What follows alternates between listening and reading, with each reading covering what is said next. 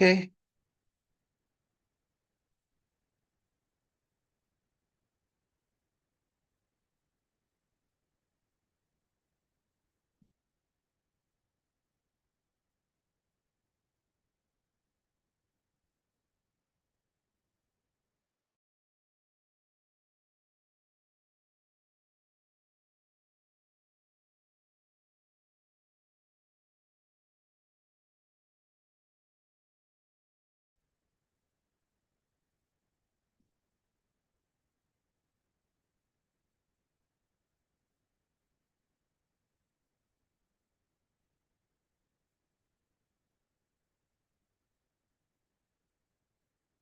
Today we're going to discuss about therapeutic guidelines.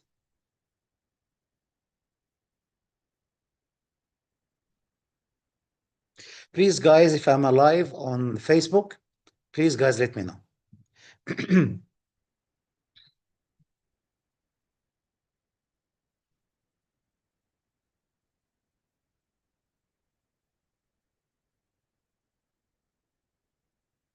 Let me check this by myself.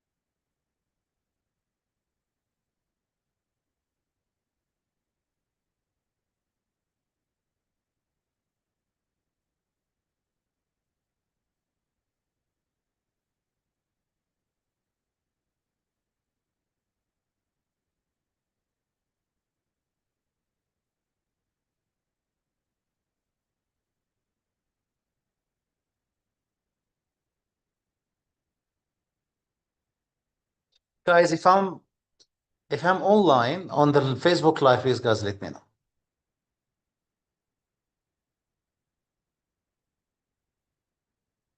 Yes, I can see you right now. Seems like I'm online. And this is Dr. Elias. How you going, Dr. Elias? Dr. Fiz, how you going? Dr. Fatima, how you going? Dr. Sanpreet, how you going? Dr. Samiha, how you going? Dr. Jilan, how you going? Dr. Fozija, how you going? That's a nice name. Dr. Walija, wow. Very two nice name together, Dr. Fozija and Dr. Walija. Thank you, Dr. Fiz. Thank you, Dr. Elias. Hi, Dr. Mezma. Thank you very much, Dr. Elias, letting me know. Hi, Dr. Ver, and every one of you guys. Thank you very much. Let's start, guys. Are you ready? Dr. Hussein, how are you going, Dr. Hussein? And Dr. Sendihi. Okay, now, let's share this one first. Guys, are you ready? Do you know what is our sessions about tonight? Definitely, our champions, I see them right now. They know exactly what about. Dr. Lakshmi, how are you going, Dr. Simran? Dr. Pradhi, and everyone. Thanks, Dr. Anam. How are you going? And everyone for you guys. Thank you very much, Dr. Revere. It's always my pleasure. Thank you, Dr. Dipali, too. So, guys, today we're going to go through a series of sessions. And this series of sessions will be composed of three main tasks or episodes, if you want to call them this way. They will be very interesting episodes. The first one will be TG, the first TG task, and then the second TG task, and then the third TG task. Why do we start with TG this time? Because I believe TG is the most important book you may need to read before your exam. Definitely, you're going to get lots of questions of this book.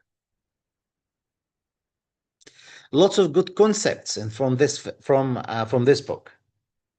Hi, Dr. Dimple, how are you going? Hi, Dr. Hash. Hi, Dr. Malika. How are you going?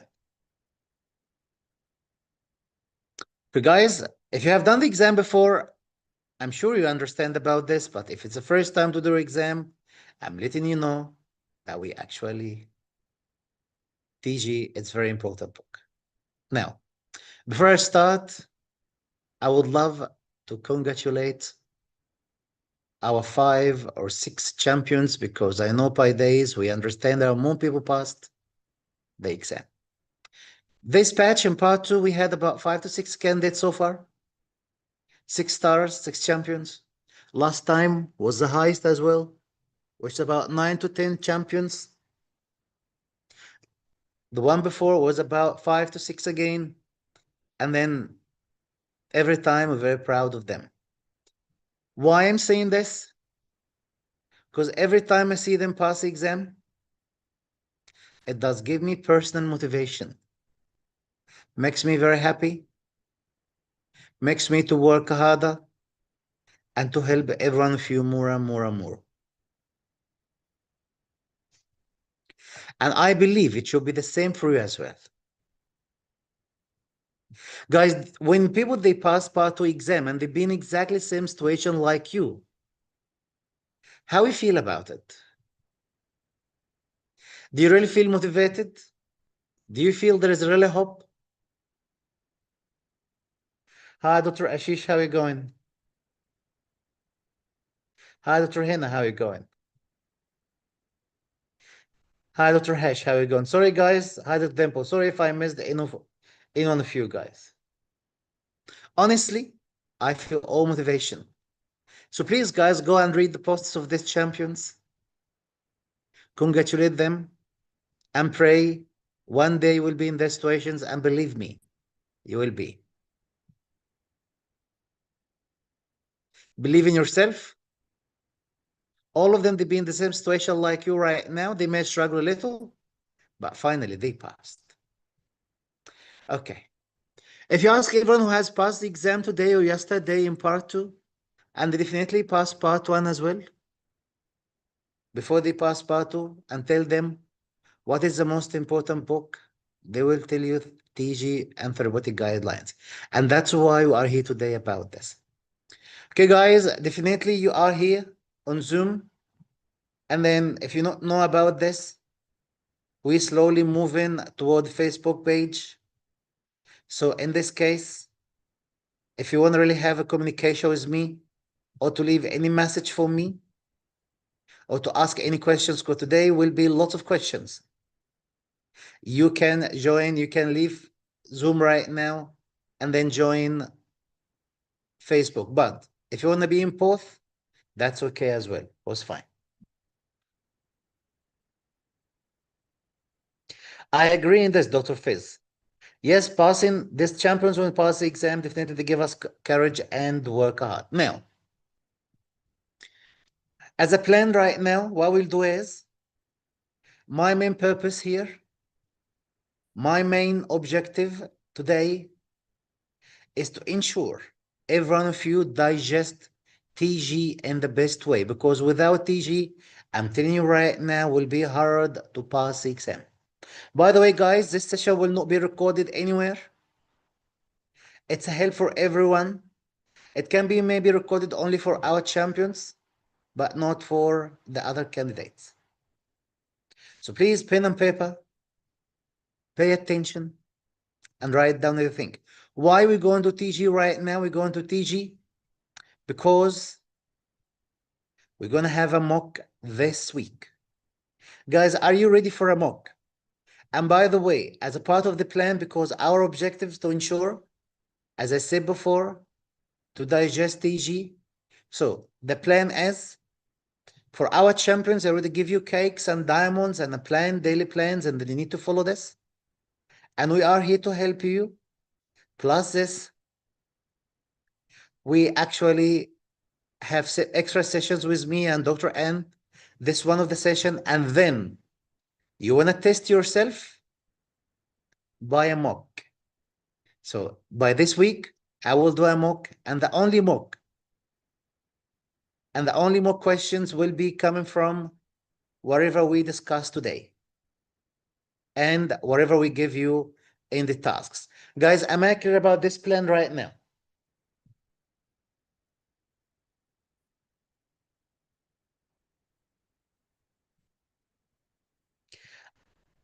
I hope, guys, I'm clear about everything saying right now. Yes, we will announce Dr. Anon Fred. Thank you, Dr. Saifa. Thank you, Dr. Letting me know. Now, let's start. Do you know, guys, what are the most important topics in the first 80 pages of TG task? I already mentioned to you this before in one of my posts in the Facebook group, in our Facebook groups. Do you know, guys, which one? So if you haven't checked this, please, guys, check them because they are very important to be systematic. Look, guys, what I'm telling you right now, it's my experience in the last 15 years. So this is the best way ever to follow, to be able to digest therapeutic guidelines book. Please, everyone, help Dr. Melsma, please, guys. Now, these are the most important topics you really need to understand when you read therapeutic guidelines. One, clusters. The second most important topic is pharma, including antibiotics, painkillers, antifungals, antiviral, mouth rinses.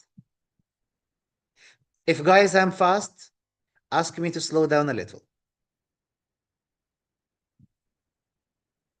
And then dental caries, including fluoride, and then periodontal diseases. We're going to give you hints about every one of these. So by time, these hints will be helping you to digest therapeutic guidelines. Guys, are you aware now about the topics we're going to discuss today?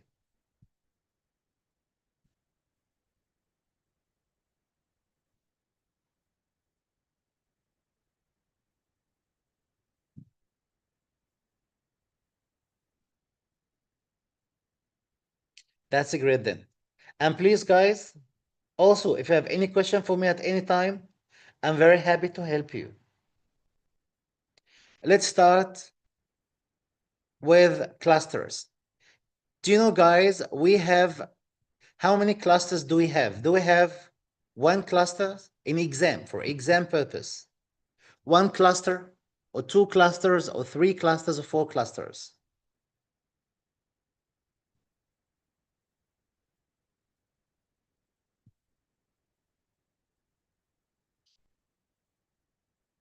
If your answer is four clusters, means you really understand, you really start to understand, you really started to understand about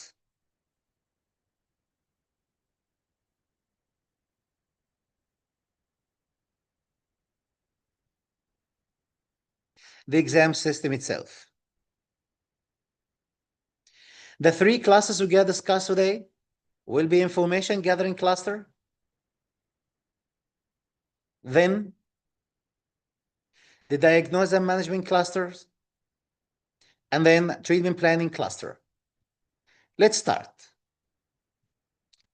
I hope, guys, everyone feel ready.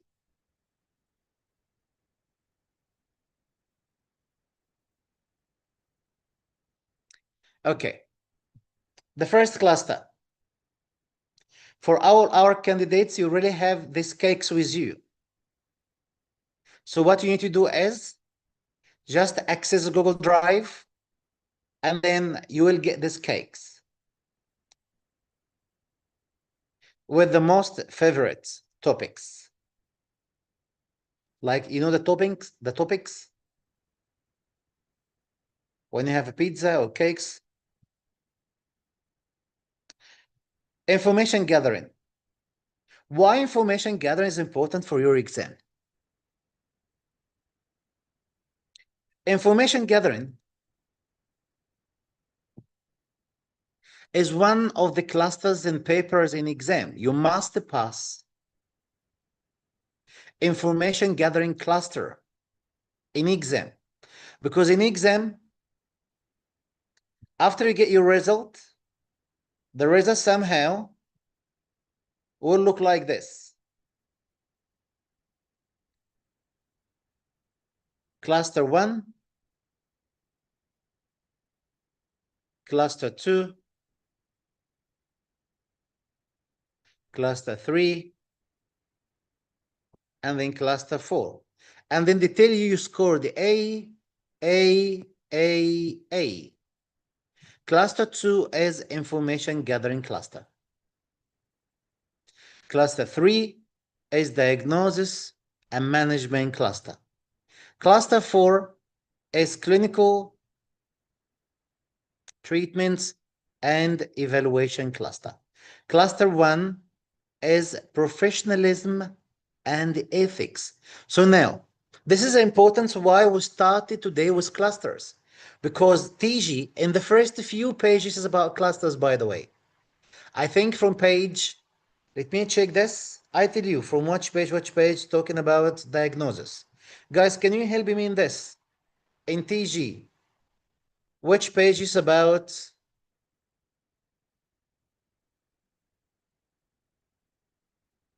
diagnosis and management? The first few pages, right? The first 9 pages, I would say. Like principle of that is exactly what I mentioned TG book. Principles of diagnosis and management in dental practice. That's a page 1. So from page 1 to page 9, they are mainly about the clusters. That's why it's important. Now, can you pass the exam without passing these clusters? The answer is no. Let's now move in the first cluster, which is cluster 2 here, but I make it as information gathering because professionalism will be discussed completely in different subjects in the course. We make it separate subjects and so on. And the TG doesn't mention about professionalism in the beginning, in the first 9 pages. So now I'm covering the first 9 pages in TG, which is mostly about clusters. Guys, am I clear about this so far? Because you must be aware what I'm doing exactly. Thank you very much, Dr. Walija, to mention it's from page 129. Thank you very much. Thank you, Dr. Saifa, saying this as well. Yes, Dr. Malika, you're right, and everyone. Okay, now let's start.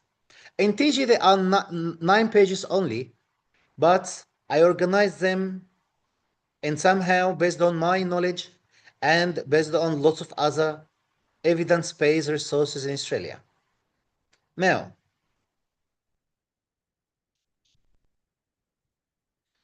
if you get question exam, what you need to understand? You need to understand this stuff. One, that information gathering cluster or step is the most critical step. It's your base when you build up a house, like pizza. It's your crust of the pizza. It's a base of the pizza. Can you do pizza, guys, without base, without crust? You cannot. So the first, if you get question exam, they ask you about what's the importance of information gathering? The answer is it's the first and most critical step in dental management. Yes, dental management. Really, doctor, is dental management is information gathering is a part of dental management? Yes, it's a part of dental management. And here, remember, guys, I posted a question on Facebook. Do you guys remember this question? You see, that's a way you need to get your brain used to and take it with you in a small bag going to the exam.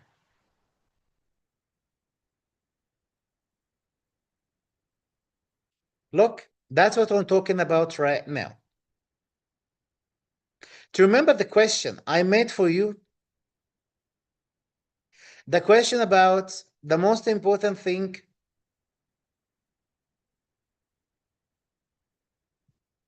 for dental management was diagnosed, I would say.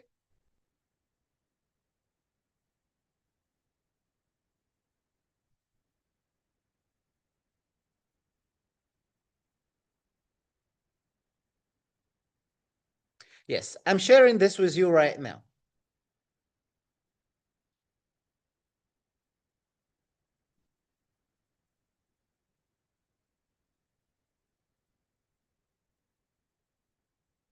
Let me share it with you.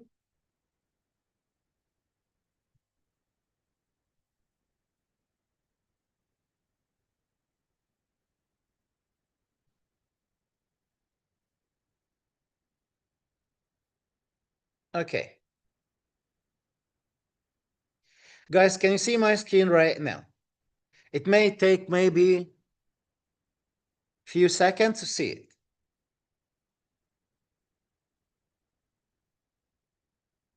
Our pediatrics group, our Facebook group, pediatrics group.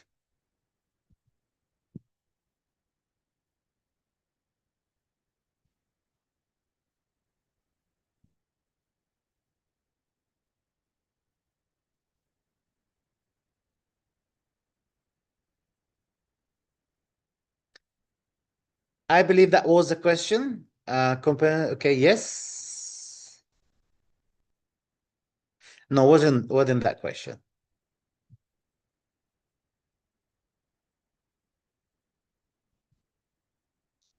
That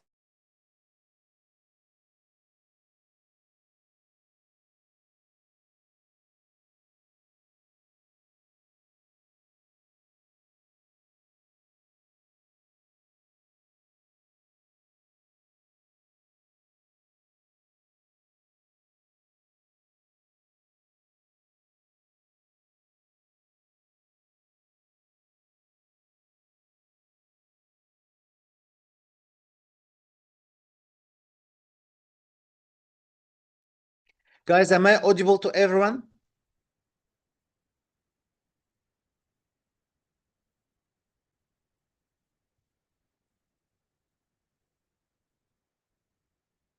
Guys, am I audible to everyone?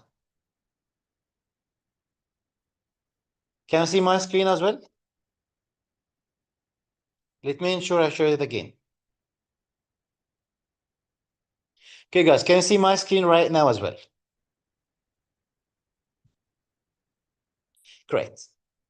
So in my screen right now, as you see, the question was about asking about while management. What is the first things you need to do? Language is very important. My question is a very tricky question. Same way, exactly for OSCE, sorry, for scenario-based question system, the one you're gonna get in your ADC exam. While management, when you manage someone, it means in the first or the second step. When you manage someone means you are in the second step. During management, not the start of the management, right? So the word while, English guys, is very important for the exam. The word while means during.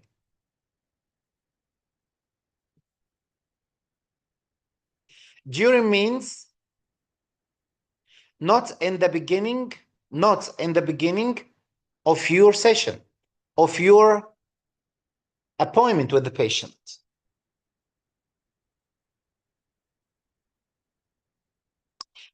Do you think which one gonna be in the beginning? Information gathering will be in the beginning, or management will be in the beginning? Which one? The answer is information gathering will be in the beginning. Now, I know most of you answered C option. Am I right? And by the way, we have two different champions here, as I said before, new champions and the senior champions. The new champions, they will take some time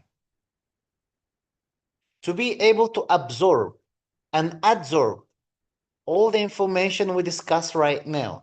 And they may find the right answer and the right option a little bit confusing in the beginning, but that's okay. Don't be worried. We just started right now. You'll be perfect after some times. And here is a trick.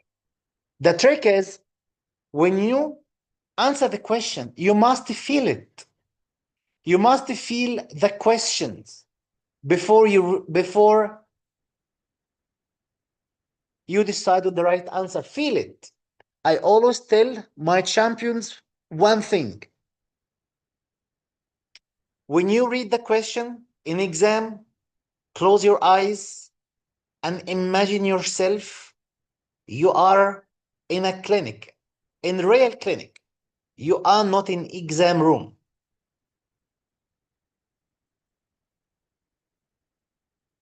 And by this way, you will understand the question right way. So now the word while means during. So now during the management. So now as if I am in the clinic, what I did in the beginning is information gathering to take history, the one we explained about right now. That's the first step.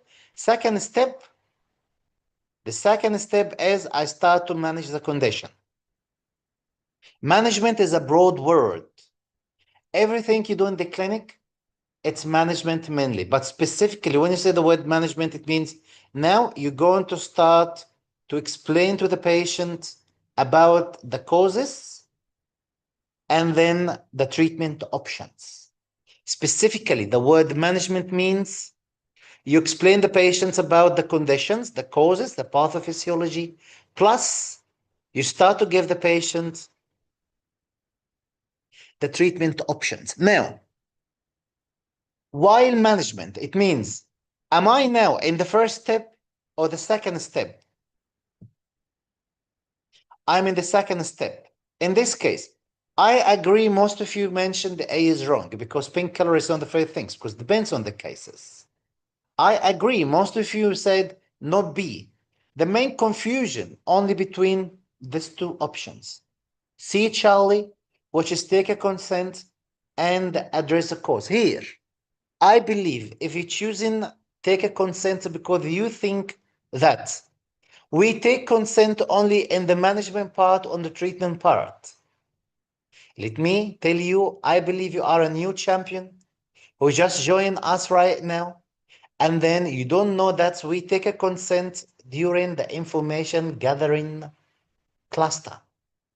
Before the patient comes say hi to me inside my practice, the patient should have give me the consent to do the information gathering part and to do the clinical examination part.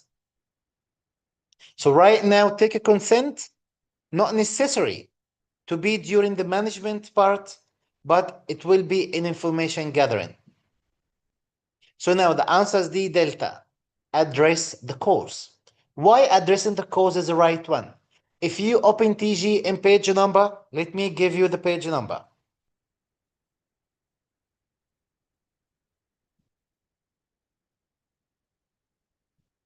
Okay, guys, I'm searching now in TG in page number. Sorry, guys, because I have my own hard copy, the one I got it from ADA in the clinic.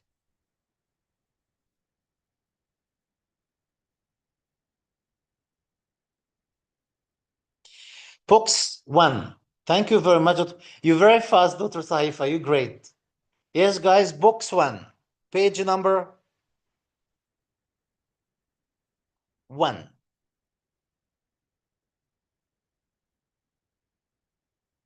In the box itself, it's been mentioned, right? By the way, guys, in Australia, we believe in order. What does it mean, order? In box 1, if the first point is identify the disease and its cause, establish diagnosis, right? It means when you identify the cause, it means like identification, you address it. So that's the one. So taking consent, box 1 mentioned general principles of managing, which is management, oral and dental conditions. So the first one is to address the cause. That's the first one, identified and to address it.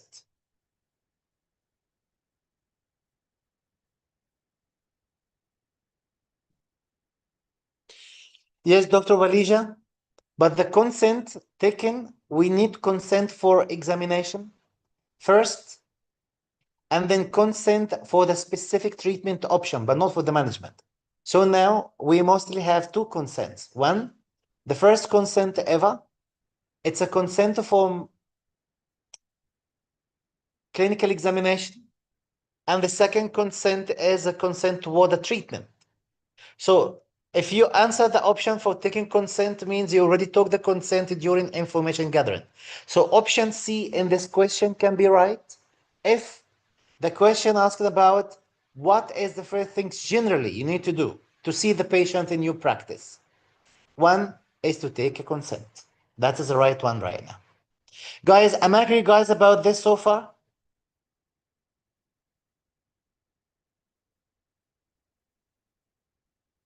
Because the question asking specifically Dr. Ashnit about management itself, not about overall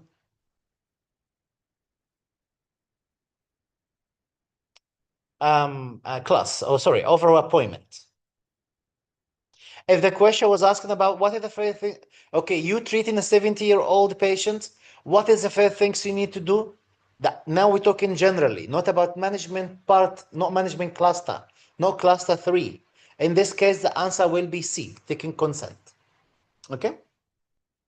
Back again, guys. You see, guys, how enjoyable is the history? When you think about it more clinically, you put things together. To answer this question, I processed at least 3 to 4 things in my mind. One, I processed the language. Two, guys, please, guys, write down this stuff for me because believe me, in exam, you will have the same thoughts. This is the first question ever you answer right now. If you write down what I mentioned and make it as a framework for you, believe me, there was no one single question will be hard on you at all.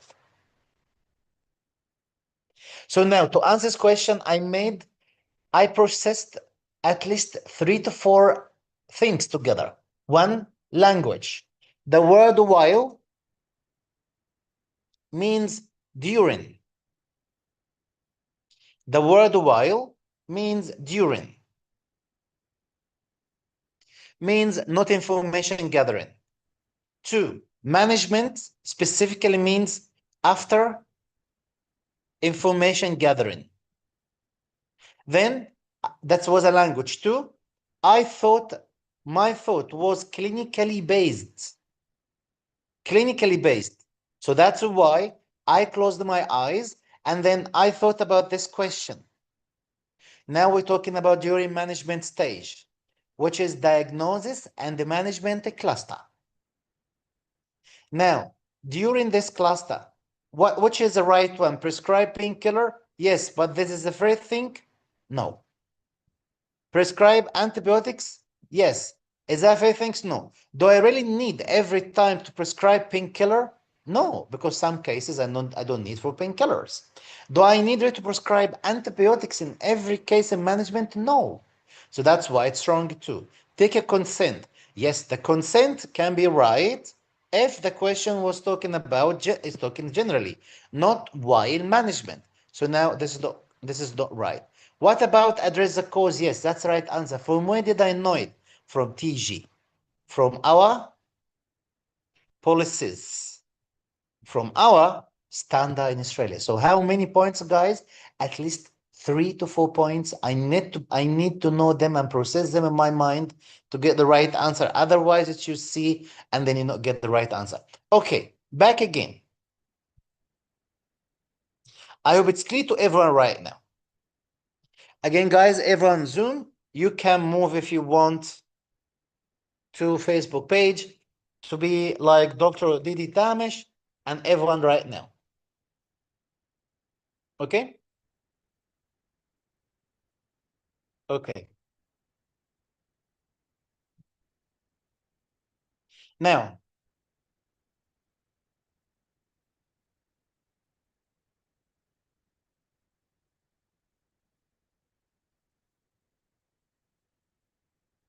so what is the goal in this? The goal is to check the relevant. Look, guys, at this point, when I highlight something in red to you, right, it means something to you. The relevant and possible differential diagnosis. What does it mean?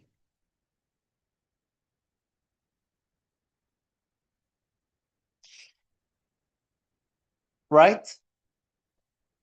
I got 2 questions here. I love, guys, when you ask question. 3 things overall is consent, but while management is addressing the cause. Thank you very much, Dr. Walija.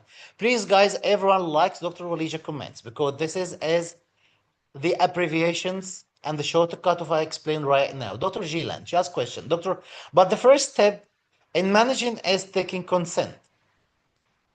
The first step in managing to address the cause, because when you address the cause, you will be able to take a consent toward the management. For example, when I manage, or we need to manage, what we need to do is we need to address the cause first.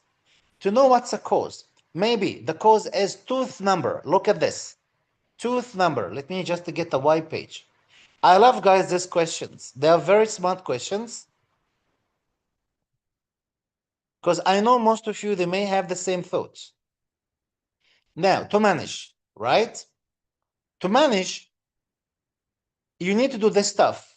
1, to address the cause. 2, to decide on treatment option or options. 3, to do the treatment. Guys, am I right so far? That's a part of management. Can you guys do treatment without giving treatment options? Can you give treatment options before you address the cause?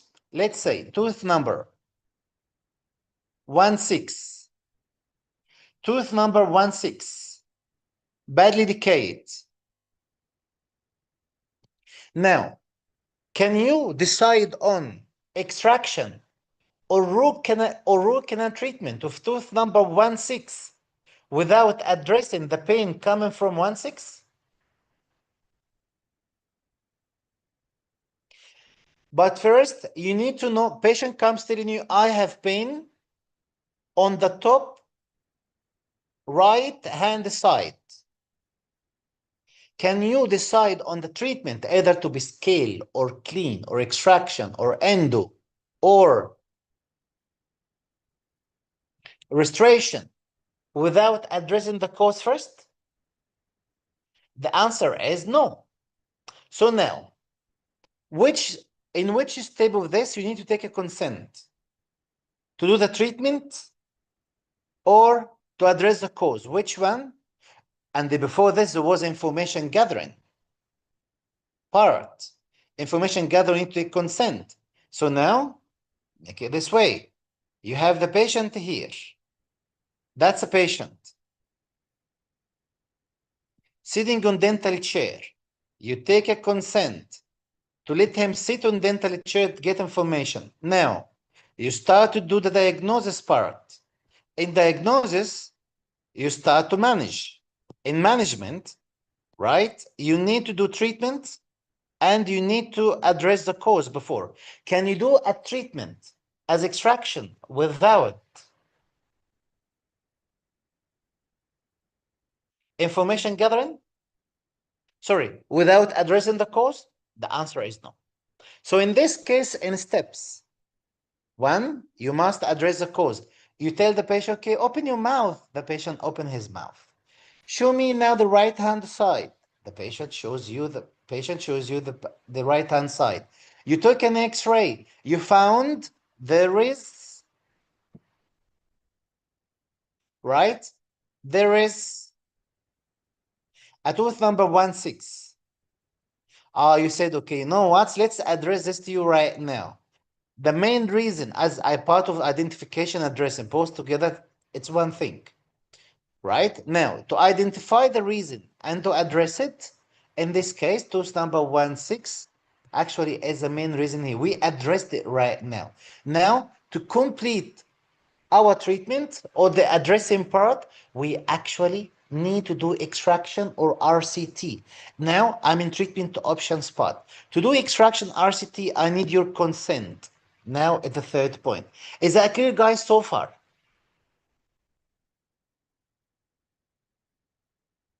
Interesting, right? You see, guys, when you think more clinically based, you'll find it really easy and interesting. Yes, Dr. Walija. Perfect. Love it. I hope now, Dr. That was question from Dr. Jilan. Okay, I hope now it's clear right now. Okay, let's move on. No problem, Dr. Jilan at all. Uh-oh, why stop sharing? Okay, share again.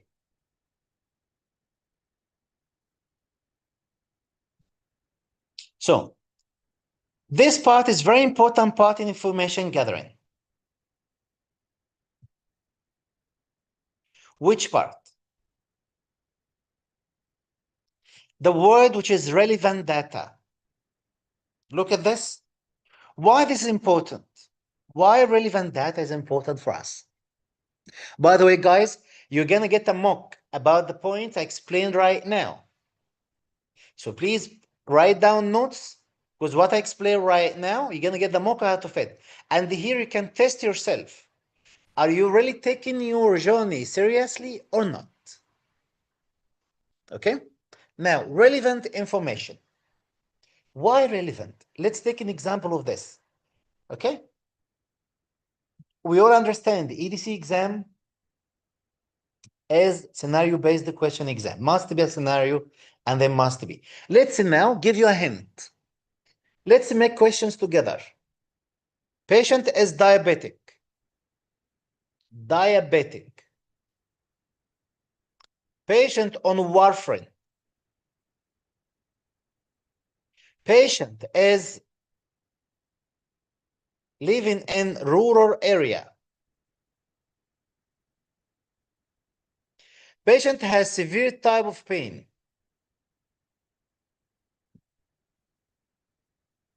Guys, did you get all these risk factors, the keywords? By the way, this is as exactly a scenario in your exam. And then these are the keywords. They say, for example, because that's going to be the scenario. A 50-year-old teacher work in Bankstown public school. And then this teacher is diabetic on metformin. And he has prostatic heart valve who's taking warfarin for it.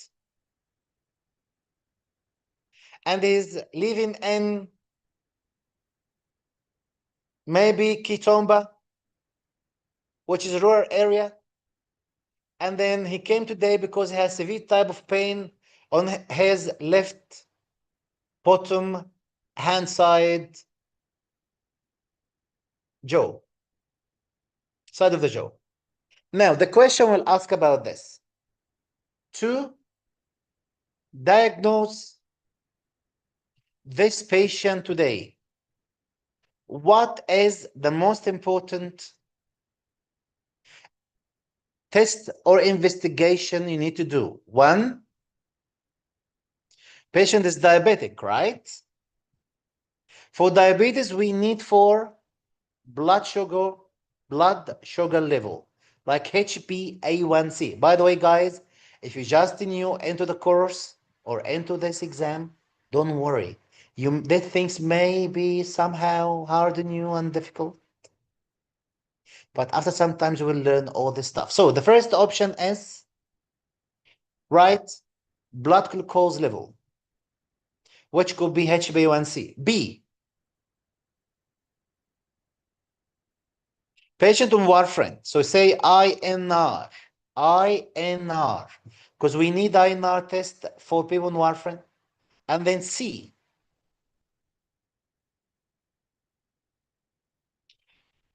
amount of fluoride the patient is taking because the patient area. 4, or D, sensibility test.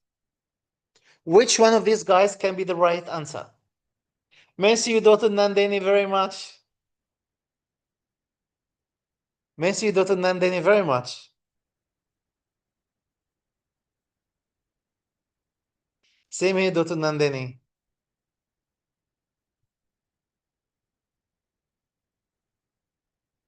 So guys, what's the right answer? D delta is the right answer. Why D delta is the right answer? Because the question asks about what is the diagnosis today? What is the most important for diagnosis? However, I still need to know about blood glucose level. But you see my highlighted part here? Relevant data. Relevant to what? To diagnosis. What I need to diagnose today? The dental condition. I'm not a GP to diagnose the blood sugar level. I may need it for a management, but not for diagnosis. The question asks about diagnosis. Okay, what about INR? Yes, this is helping me in treatment part, but doesn't help me in diagnosis part. It's another step. What about fluoride? That is good to help me why caries is happening, but it's not actually for diagnosis. But to diagnose the condition of this case, vitality test because patient has severe pain or maybe X-ray, one of them can work. I hope now, guys, the word relevant data is clear to you. What does it mean when I put it in my case? Why this? To narrow down possible differential diagnosis. Let's take the same example right now. Do you think doing only sensibility test will be enough to diagnose a condition?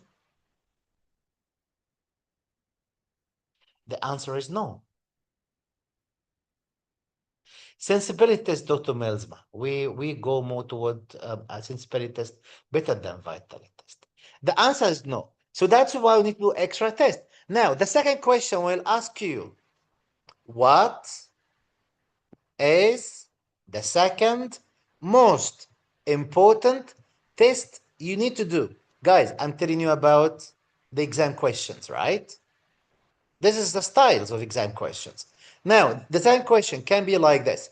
What is the second most important test you need to do? In here, they're going to give another option. Imagine patient has what?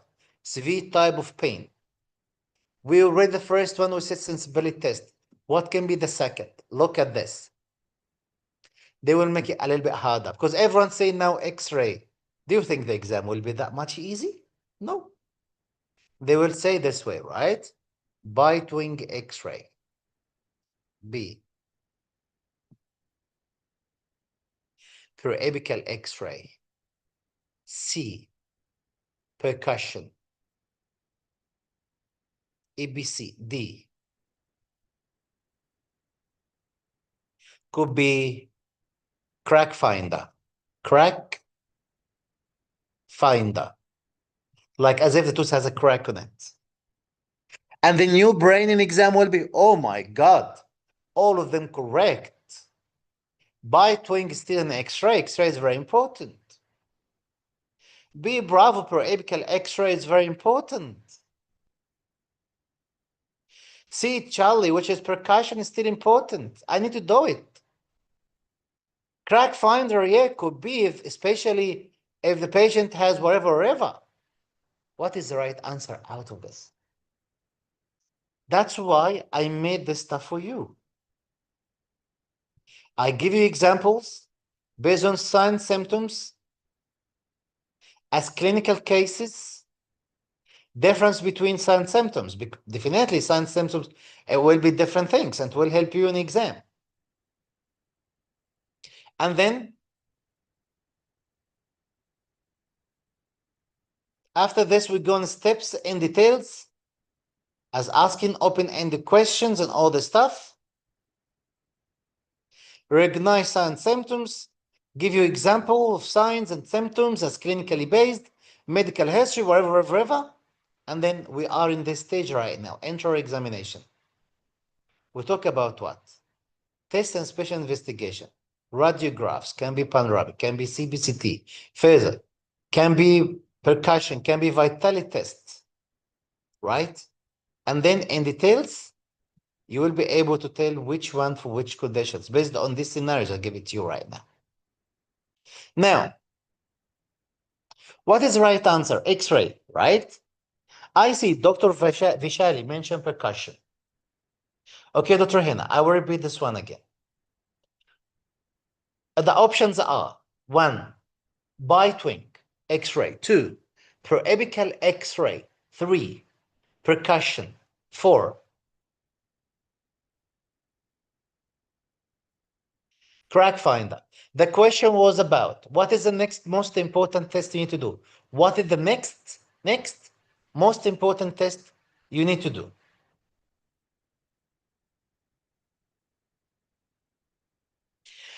Just next only, I may think about percussion. Maybe just I can do percussion right now. But most important is X-ray. Why not crack finder? Because seems like from the question itself it was about, right, severe type of pain. If the question was saying, if the scenario actually was saying that it's an electric shock, sure, type of pain, I may go with crack finder. But the question was just saying severe type of pain, general now, it's general thing. It can be anything, that's why crack finder will be excluded. Now, why we choosing X-ray in this case? Because X-ray, it will give you a good relationship between the tooth. The tooth, guys, looks like this. Look at this. And then inside, it has a pulp. And outside part, it has enamel and dentin. What happens is, when you have a caries, let's say that's a caries, you need to know how deep is the caries. In this case, if the caries deep into dentin only, seems like it is reversible pulpitis. If the caries all the way until the pulp, so seems like it is a reversible pulpitis. If there is any periodontium issue, most probably you will get widening of periodontal membrane. Not all the time, but mostly, not every time. Now, do you think which one gonna give you this information? Percussion or X-ray?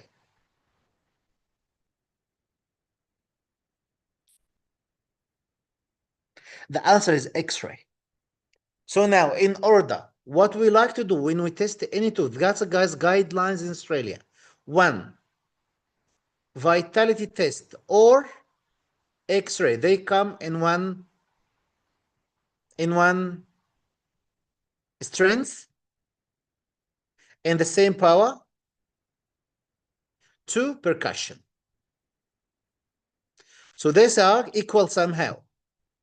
Then, however, X-ray can give you more details, by the way.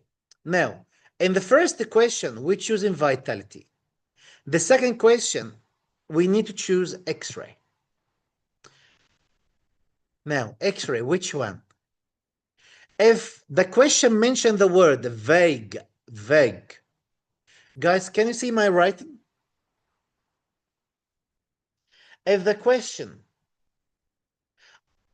mention the word vague, the word vague means generalized pain, unknown type of pain, poorly localized pain.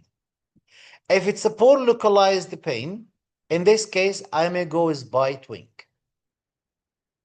But if the patient can localize the tooth, periapical will be the best. So now that's the difference between periapical and bite wing in these cases. Guys, am I clear so far?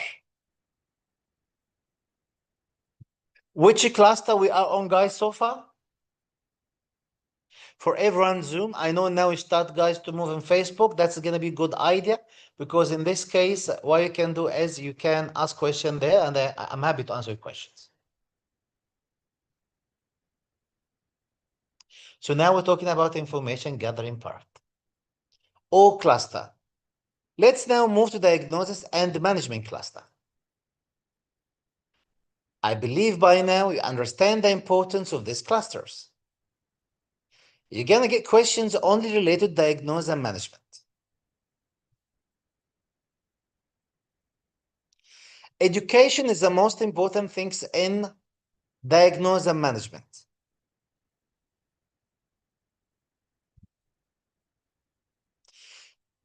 You need to explain the patient about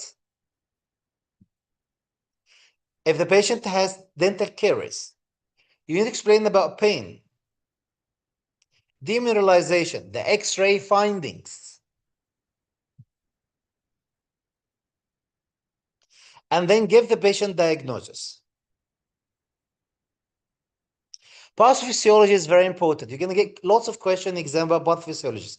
Please, guys, read this from the diamonds. Sorry, from the cakes.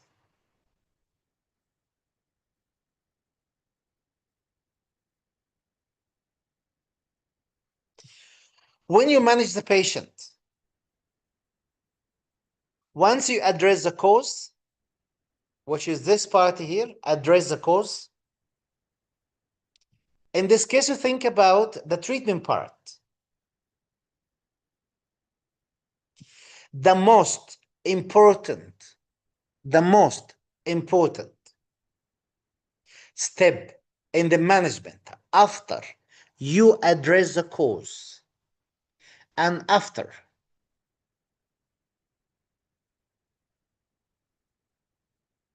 you discuss the options is the emergency treatment or immediate management. Emergency. How does it mean? Look at this. Let's take the same example we discussed right now, which is patient in severe type of pain, Now, if the question about what is the next step? 1, asymptomatic treatment. 2, these are the options. Symptomatic treatment, right? 2. Okay? Antibiotics. 3.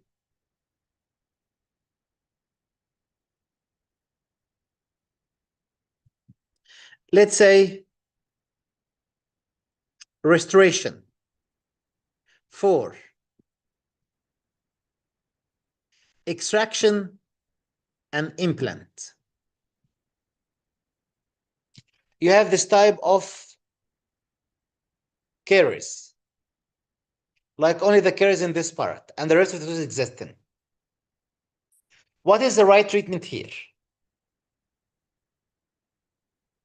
Symptomatic treatment. It can be anything. It's a general word. Symptomatic treatment.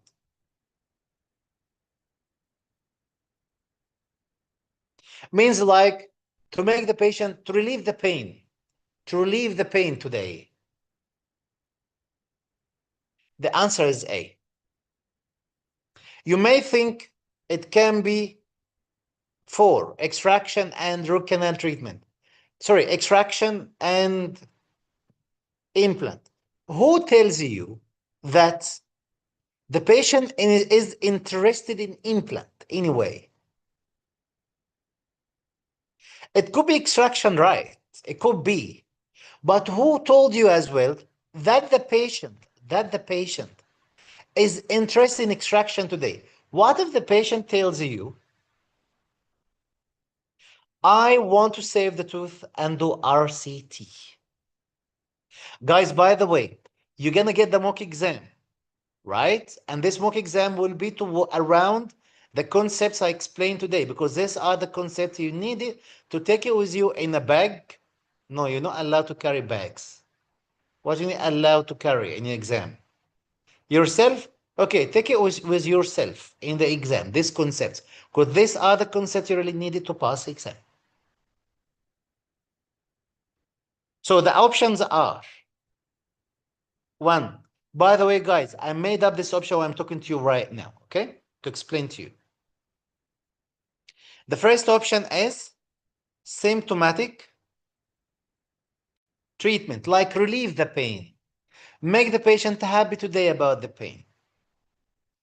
B, antibiotics.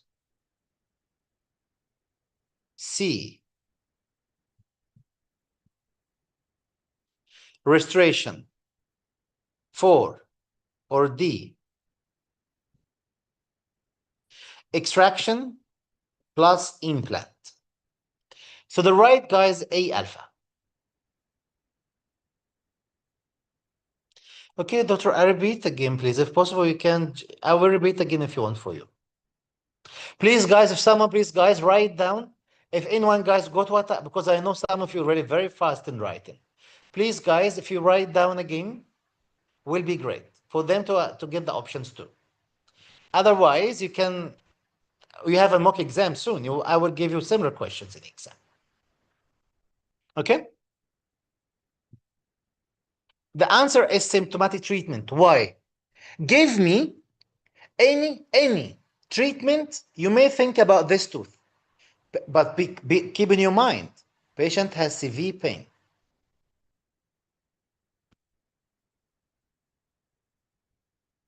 And let's say even couldn't sleep. Because severe pain means like the patient will not be able to sleep, right?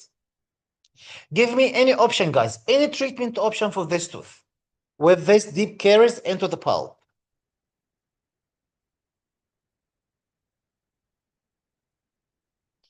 Deep caries into the pulp.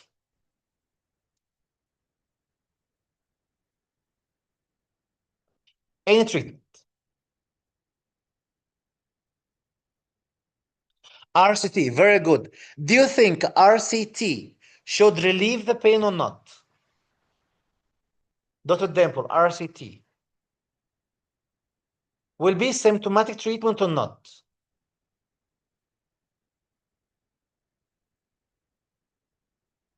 What is the most important step?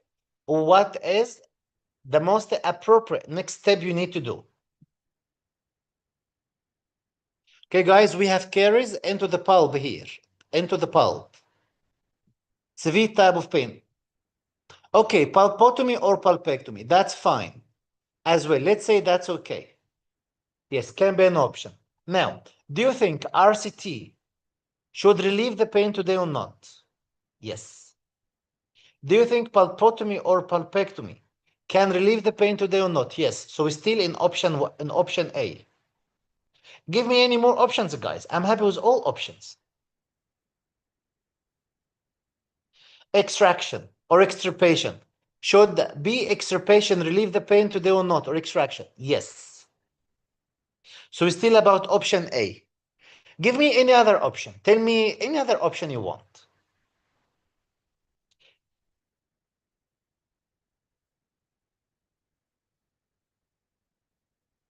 Restoration.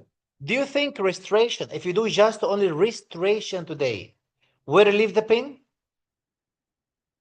If I get my composite and then I patch this tooth with composite only or amalgam only, Will that relieve the pain?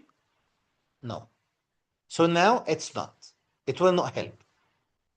But I need to do RCT. Now, can you do only restoration for this patient till the patient go home? Pulp extirpation. I love this. Very good.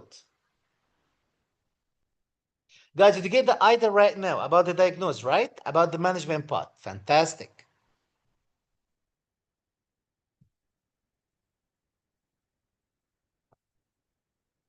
Still about clusters.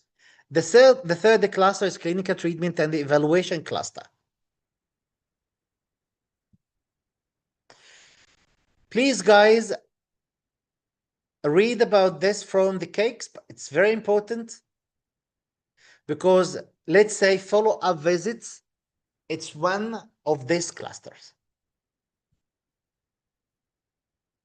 For example, if you have a trauma case, a avulsion, I give you an example right now. You have a avulsion case.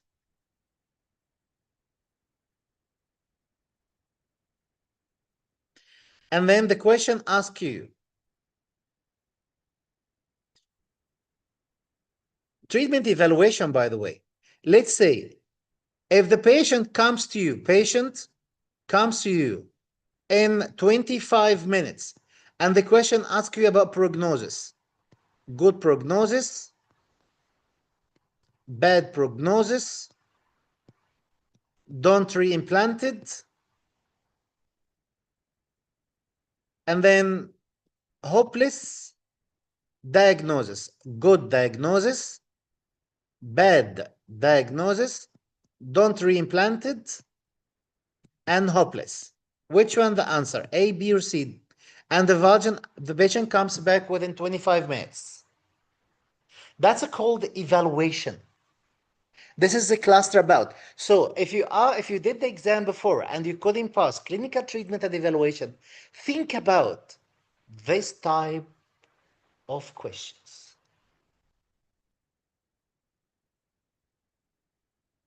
Right? So based on the information provided to me only, the answer is good. Why? And this is something you must learn.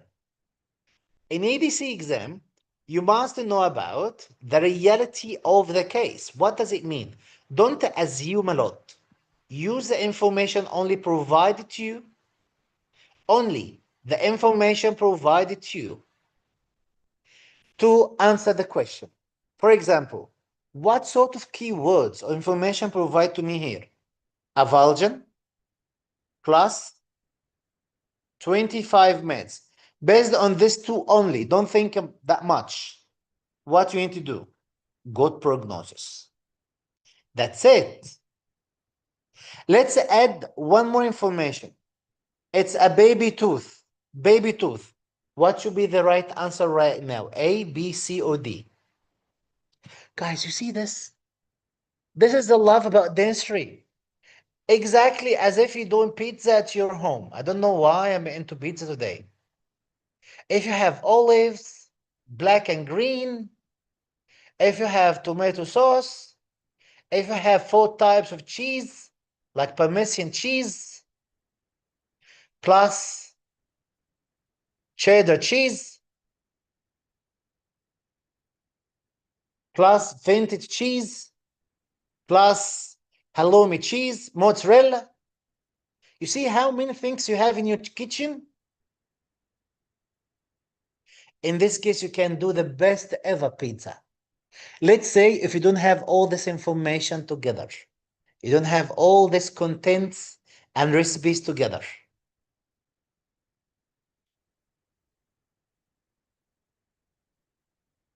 You will not be able to pizza. Exactly. You must have all this information. You will find this in the cakes, not in the pizza. We give it to you, the cakes, right? So that's why if the baby tooth being given and then even after 25 minutes, option C will be the right answer. Don't reimplant it because we don't reimplant the baby teeth. Tricky, right? Very tricky.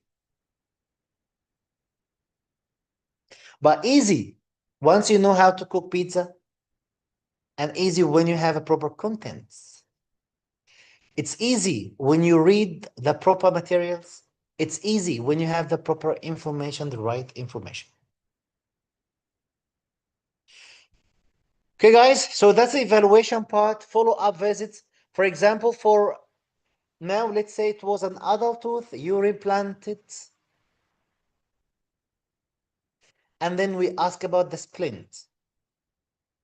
After 25 minutes, you implanted, patient comes to you after 25 minutes and you reimplanted.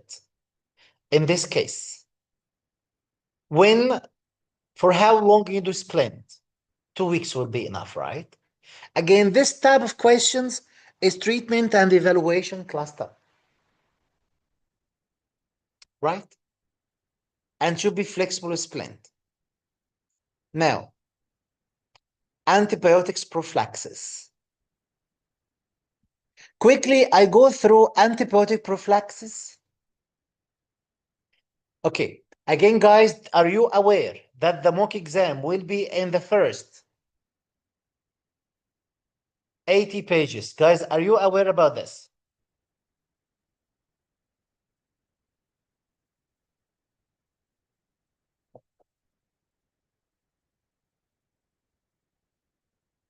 Again, the 80 pages, we explain, look, I will not be able to explain the 80 pages. I try to explain as much as I can right now. However, the mock will be the topics related to the first 80 pages. Clear now, guys? The mock will be from the topics in the first 80 pages. From what I explained now, and from what we gave you in the course as well. Okay, guys? Okay, fantastic. Now, let's talk about antibiotics. What's important about antibiotics? Be careful about this. The word prophylactic or prophylaxis, prophylactic antibiotics. What does it mean? To treat a condition or to prevent, like to treat okay, why guys we give antibiotic first? Is that for inflammation or for infection?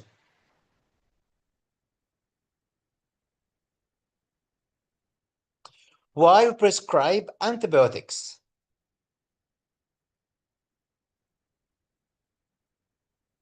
For infection. Thank you very much, Dr. Vishali.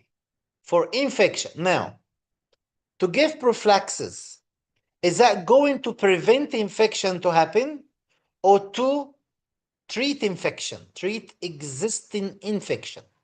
Which one of this can be correct? We all agree on one thing, right? Which is we prescribe antibiotics for infection, not for inflammation. The second question to you, to provide or to prescribe antibiotic prophylaxis,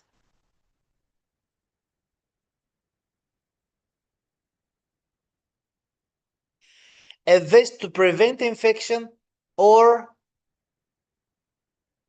to treat an infection? Thank you very much, Dr. Rana. Yes, Dr. Harisha. Yes, for infection and to prevent infection. Now, to prevent something to happen, should you prescribe it before the procedure or after? The word to prevent. Do you prevent before the action to happen or after the action has happened? So it means before the action. What action? Infection, right? So now it should be, thank you, Dr. Ashnit and Dr. Malik and Dr. Anam and Dr. Rana for this perfect information, guys. Okay, Dr. Dimple, I repeat this one again, okay? So what I mentioned, Dr. Dimple, is antibiotics will be prescribed for infection cases, not for inflammation cases. Now, because painkillers will be for inflammation, especially NIACIDs. We can explain this in the next slide. Now, We're talking now about prophylactic antibiotics or antibiotic prophylaxis. In this case, antibiotic prophylaxis should be given to prevent infection or to treat infection. The answer is to prevent infection. Now, to prevent infection, should you provide or prescribe antibiotic before the infection or after the infection? Before infection. Perfect. So now, you know what? I gonna make you to understand all this stuff. The too much information ever about this part in only few sentences only. Now, to prevent infection, do you think we have high risk of infection? You guys, who's healthy right now? Who doesn't have any heart disease? And touch wood, by the way. Okay? Who doesn't have heart diseases, any heart diseases? Who is not immunocompromised? Dr. Vijali, very strong, right? You, fantastic. In this case, if you, at your situation right now, will you have a higher risk of infection after the extraction for you? No. If you are healthy and you don't have a medical condition and you're not immunocompromised, in this case, if I do extraction for you, what's gonna happen? Will be nicely healed and they don't have any infection. Okay, now to infection to happen. Do you remember, guys, I told you I will provide you with Bido math? Let's do one Bido math right now here. Infection to happen. What actually may need to get infection? One, you should have something we call it as invasive, sorry guys, I use my finger to write down the tip, my fingertip. That's why I'm not in very much control and writing down. One, invasive treatment. Two, patient should be high risk patient. What does it mean invasive treatment? When you manipulate gums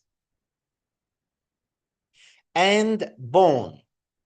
When you manipulate, it means when you do the treatment. Like what? Like extraction. Right? Extraction, you manipulate gums and the bone because you need to move the tooth. Like what? Like flap surgery. It's called invasive type of treatment. Now, high-risk patient. Who high-risk patient? Immunocompromised patient, patient with AIDS, not just HIV, just AIDS, people on corticosteroids,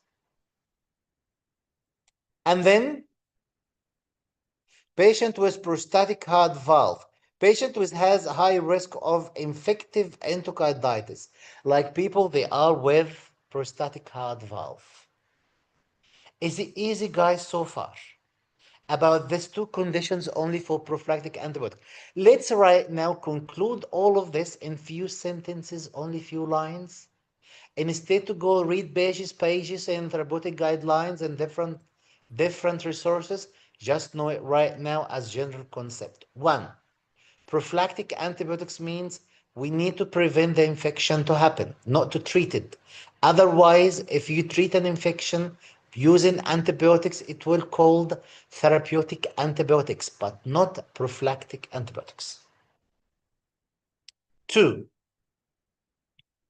because the word prophylaxis means to prevent, means before. So in this case, I will prescribe the antibiotics before. Three, dosage. You need 2 grams of amoxicillin before the procedure, half an hour or 1 hour before the procedure. 4, should I prescribe it to everyone? No. We only prescribe it when we do invasive type of treatment like extraction. Any treatment with bone or with gum tissue would be involved in it.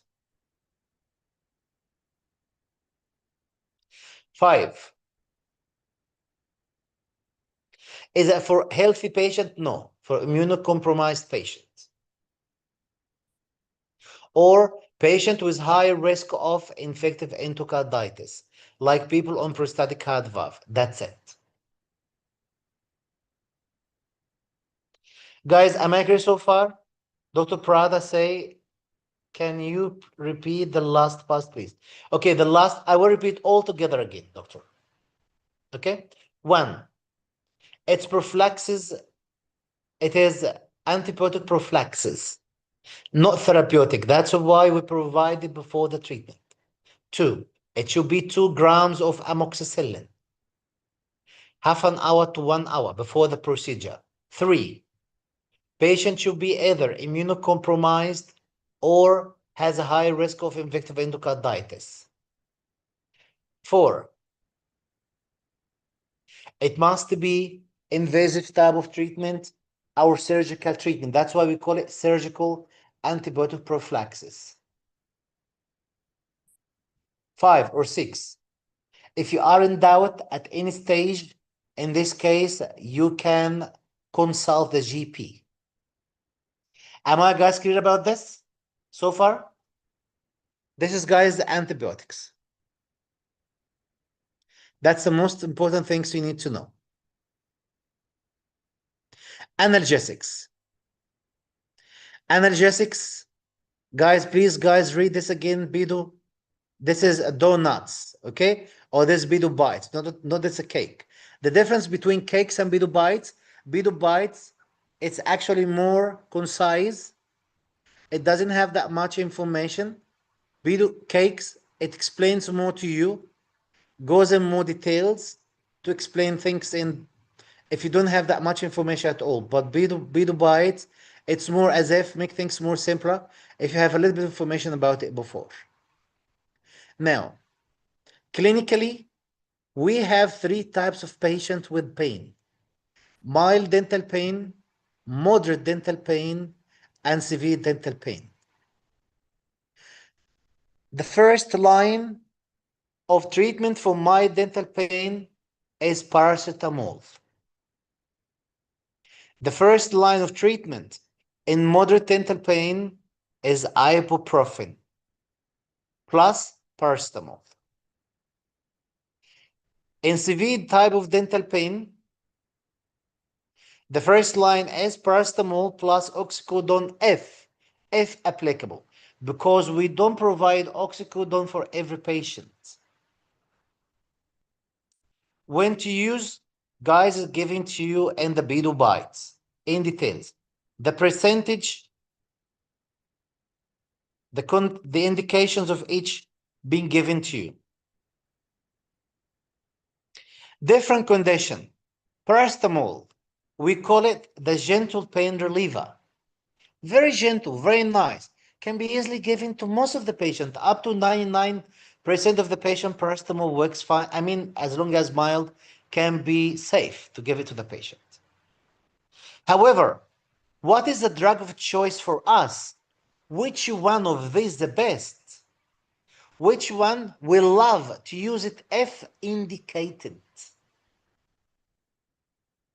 Ibuprofen. So now, if you're gonna get question in the exam, they ask about what is the drug of choice to relieve a pain in this patient, and it was indicated medically and pain indicated all other risk factors, the right answer here should be ibuprofen or neuroprofen. Especially if the patient has moderate type of dental pain. If it's just a mild, paracetamol will be okay. Ibuprofen, please, guys, read very well about ibuprofen. Very important. Very important to read about ibuprofen. Do you know what else you need to read about? Siloxib. Read about siloxib very much.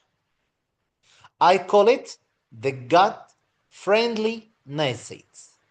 Why? Because if patient has some gut diseases like their stomach, they have irritation, inflammation. Don't use paracetamol, sorry, don't use ibuprofen, but use Silxip. Oxycodone, very important. Oxycodone, very, very, very important. Tramadol, that not that much, but you can read about it. Codeine, we don't use it anymore in dentistry. Again, the mock exam will be coming from this part.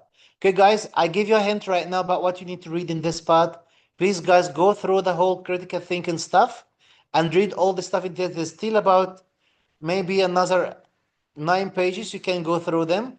They're very fun. They're fun for you. Now, antifungal and mouth rinse is very important.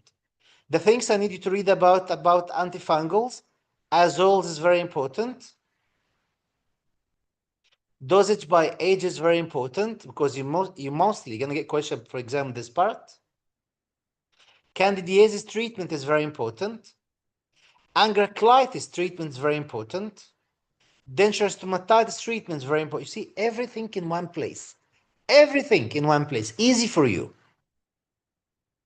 Median rhomboidal glossitis, it could be important topic in the future.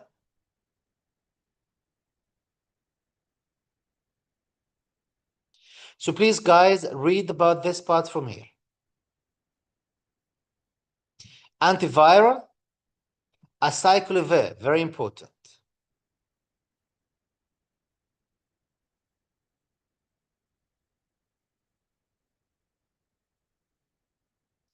Penicillin, I'm sorry, penicillin is very important too.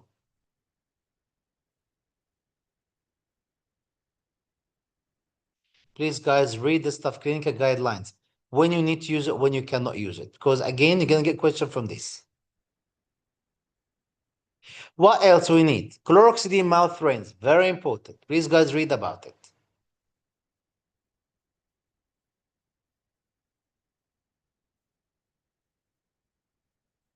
Oh, okay.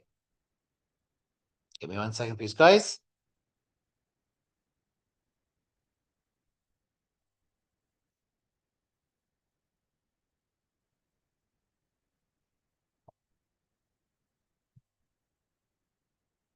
Let me share the screen again.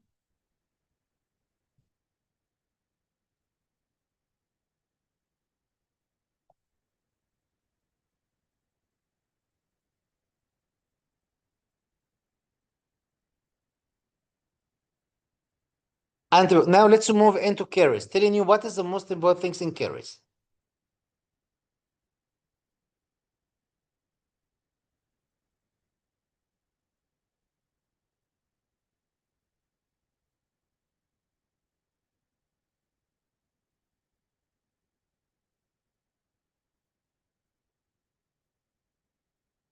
Let me just do something.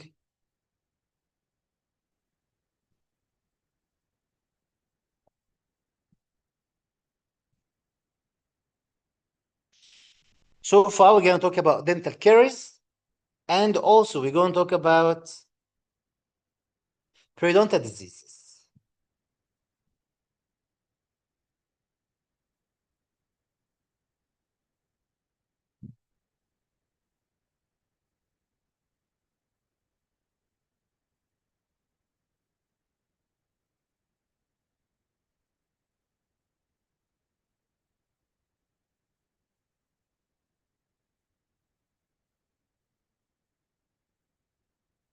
Infection control, no.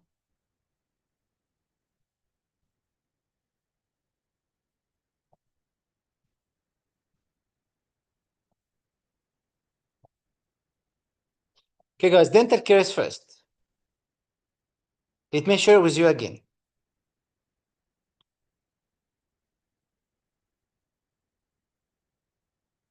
Guys, can you see my screen for dental caries?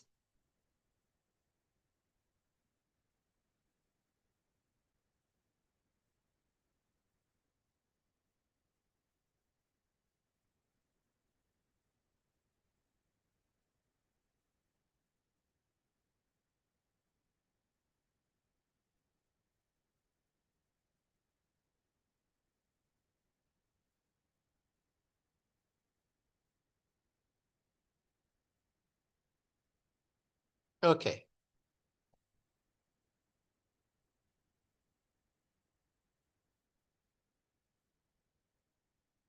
Now, what you need to know about dental caries. Please, guys, know this pattern or these factors by heart, please, guys. It's very important, especially the blue and the green part. It's really very important. Why? Because you're going to get question about primary. They ask about what is the most important factor, risk factor here. And they mostly will be one of these four factors. And then they may even not give you any of these factors, but they give you one of the green factors based on the case. So I need you to know by heart the blue and green cycles.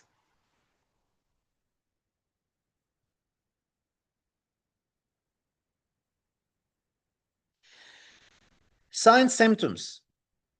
Information gathering cluster, I give you difference between signs, symptoms. So please, guys, very important to learn from now for the exam purpose, the signs and symptoms. And listen properly to the patient or read the question properly. For example, patient complaint is the most important thing you must address before you answer any question. Patient may tell you, I noticed some white or chalky spots in my teeth. What does it mean? It means indicate early demineralization of enamel. Now, the question may ask you, they may give you a photograph, and the photograph has chalky white spots. And they ask you, what is this chalky white spots? Is it fluorosis? It is hypoplasia? Is it hypomineralization or demineralization? The answer in this case is demineralization.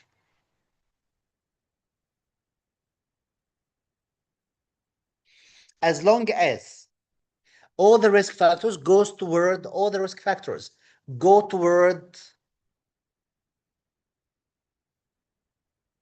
dental caries. Good. I was planning as well to give you a session how to read the articles as well. But this is what we're going to discuss in our private class on Monday. I was doing it right now, but I said keep it for our champions, how to read the articles and stuff, and keep going with the rest of the things in our class, private class on Monday, okay? Now,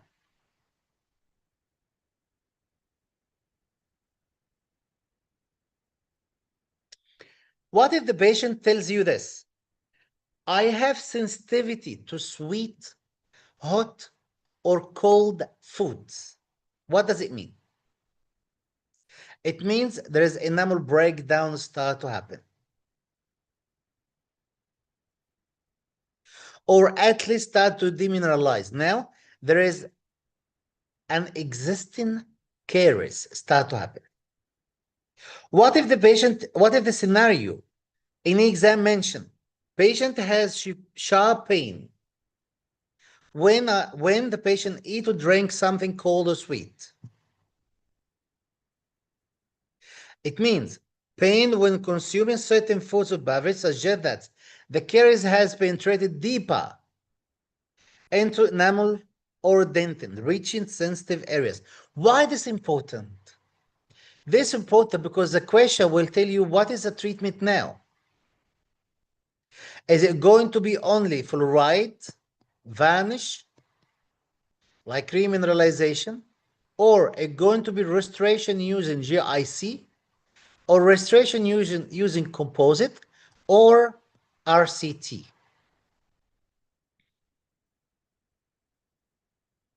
Based on this information together, you can decide in exam what is the right answer.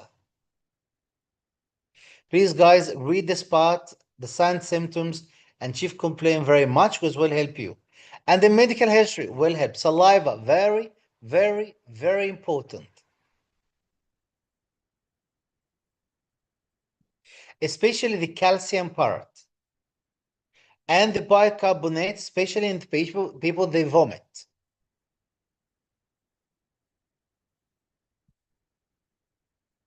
Buffering acids. Wow. These 1 and 2, the buffering as to buffer acids and remineralization, believe me, easy question exams about these 2 points. Hyposalivation is important.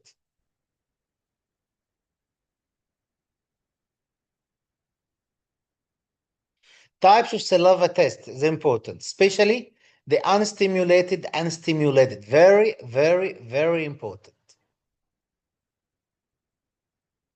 pH, important.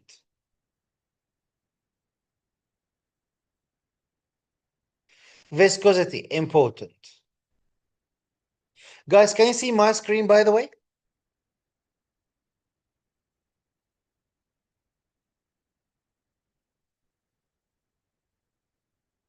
Oh my God, don't say I didn't share the screen. Guys, can you see my screen?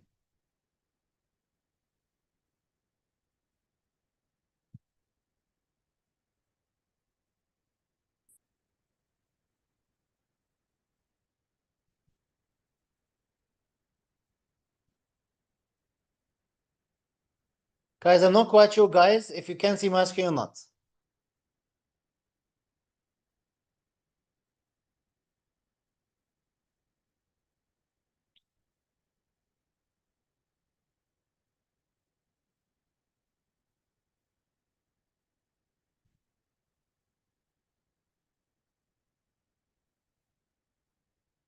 Yes, thank you. Thank you very much, you guys. Okay.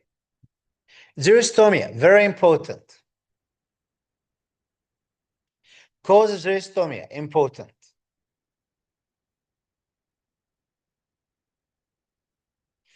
How does xerostomia contribute to caries? Very important. Managing xerostomia, very, very, very. Look, guys, very. When I say very or important, means like you're going to get questioned in them. Very important. Very, very, very, very, very important. Managing xerostomia.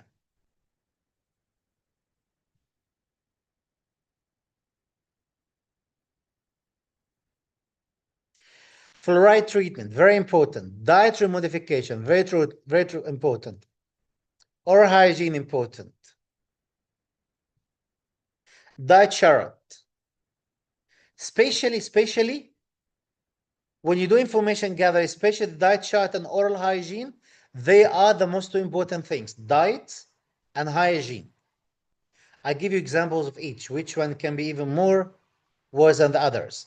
And you must understand which one is more worse than the others. Like vegetables will be good for the teeth. Fruits can be some, especially orange acidic fruits, will not be good. However, orange fruits, much better than orange juices. So you need to keep these steps in your mind. Dietary modification, very, very, very important.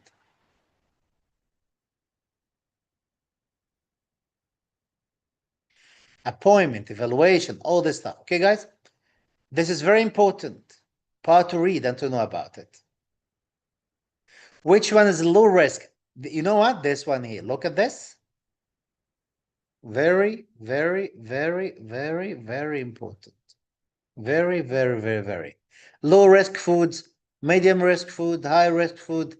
Again, you're going to get this question in mock exam, and you're going to get this question, I believe, in your exam, in your ADC exam too.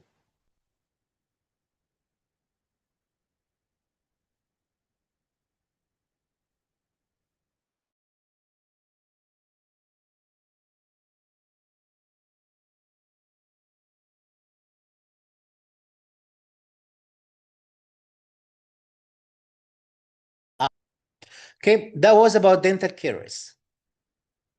What about period diseases? To do perio, you must first be able to understand about the classification of perios. I will tell you which topics, the most important topics, you need to read it, guys, for your exam, okay? The most important will be perio classification. Like periodontal, like this one, periodontal health, a gingival disease condition. That's the first. The second is periodontitis. The third is periodontal manifestation of systemic disease and condition. Why? Because in exam, you're going to get one of this in exam, at least one or two. Peri-implant disease and conditions. These are the classification. Let's start again. Which one is the most important? I tell you.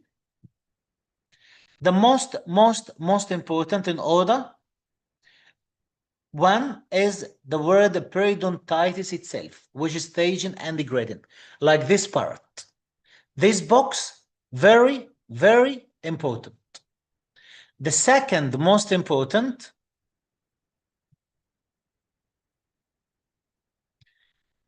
peri-implant diseases, like peri-implantitis, for example.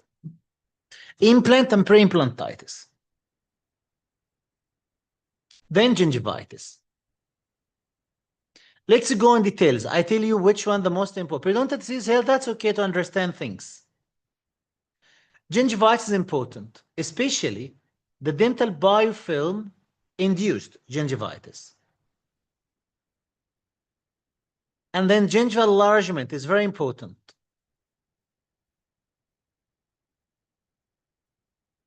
Gingival hyperplasia. Wow. This one is very, very, very, very important. You're going to get questioned them as well. Necrotizing gingivitis. Very, very, very, very important. You know what? You're going to get questioned about them in this mock as well.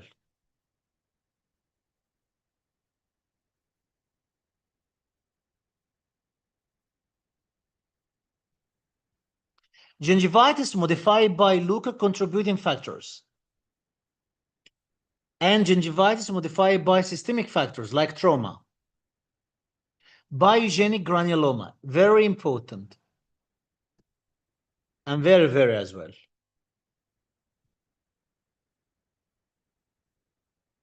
Yeah, drug-induced gingivitis, a gingival enlargement, still important, but it comes after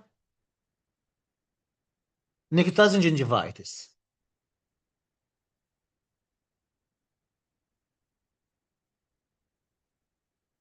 Mitomal gingival enlargement, as gingivitis, as in gingival enlargement.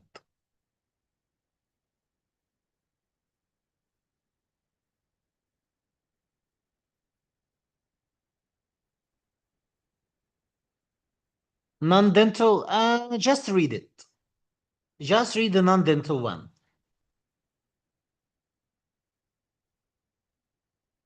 Okay. Now, we in this diamonds or this cakes, that's always a cake. We actually explained about the classification and then mainly about gingivitis. Let's now go into periodontitis. Because remember the first classification was gingivitis. The second, and then after this was periodontitis, right? And then other things. Now, periodontitis, we need to understand about periodontal examination tool, basic periodontal examination. We call it as BPE, the basic periodontal examination. Look, did you see this from me before? Very, very, very, very important. Okay? So please, guys, ensure read this one by heart. Read it by heart.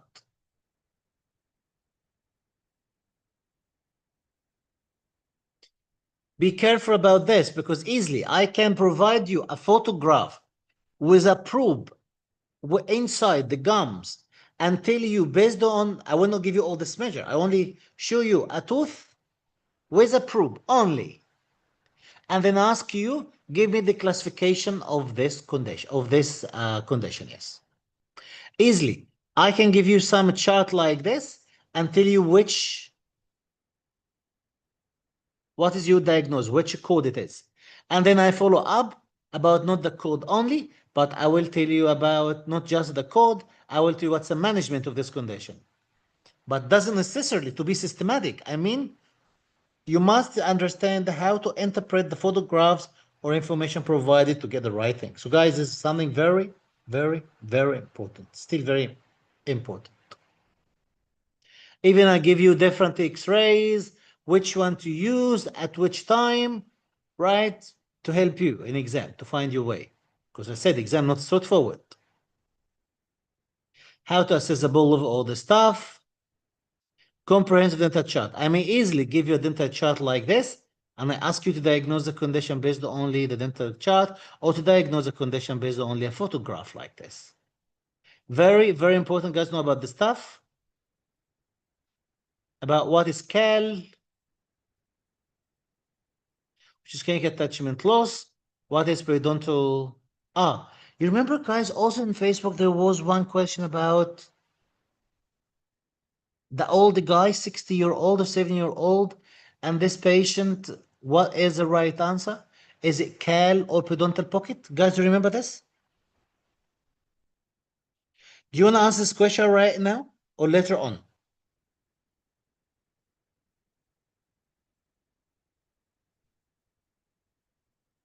Which one, guys? Do you remember this question? 7-year-old patient. And then this patient come to your practice. And then which one gonna be the most defined, like the most important findings to diagnose the condition? Do you want to answer it now, guys, or later on? Now? Okay, let me check this question first, and then I'll give it to you.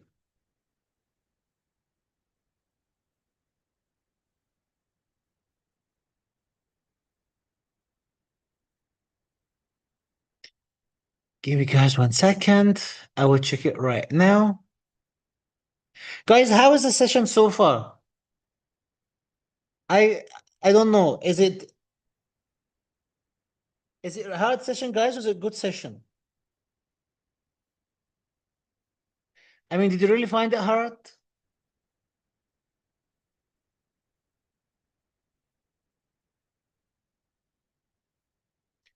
Must be okay. Group.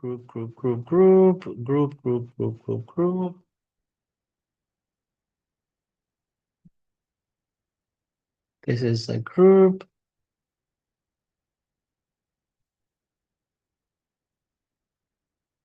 Okay. It's a group, right? Yes, this is a group. Yep.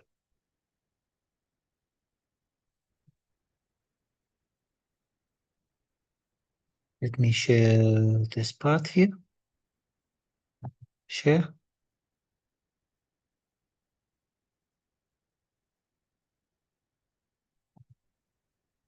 Guys, can you see my Facebook right now?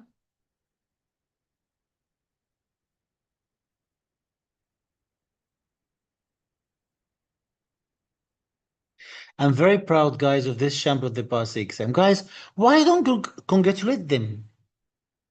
Only few people only congratulate them. Very bad from you guys. Very bad. You don't have, guys, big heart, good heart.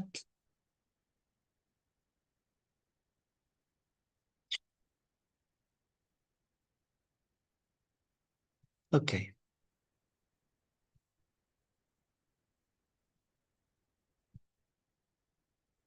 And they're very nice. They're helping you. Guys, can you see my... okay, 1 second, please.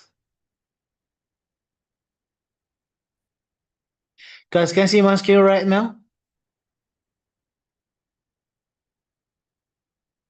Every time I look at our champions, I feel very happy.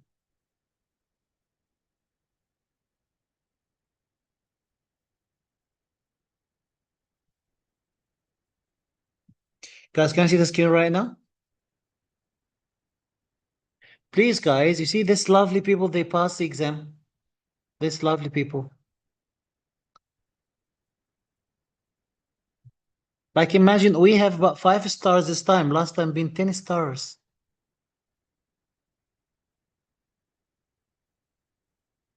The perfect people.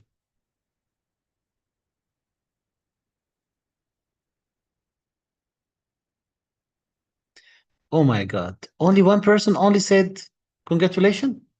Not even one person? Very bad. Okay, maybe you don't have good heart, guys. Something different now.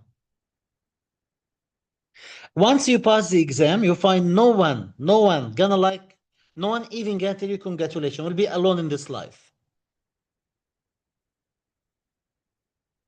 Do you know the candidates? They go in this post and see who's told them congratulations. Do you know this? They feel happy when they found you say congratulations to them. Do you know this, guys?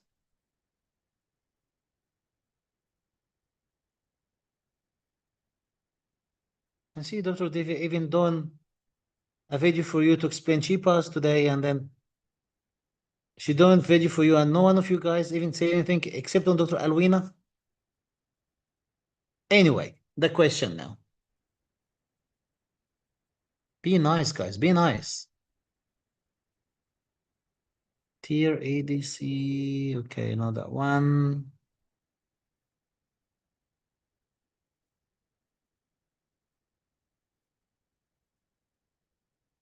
Amalgam, not composite, no. With a 60-year-old patient. Yeah, that's one. 7-year-old patient. Yes, that's the one. That's the one.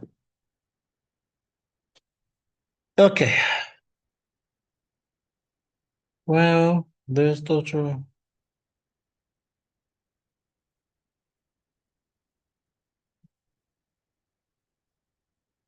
Okay, now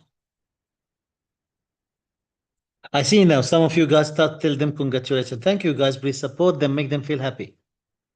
Now, in a 70-year-old patient, what is the key difference between chronic gingivitis and acute periodontitis?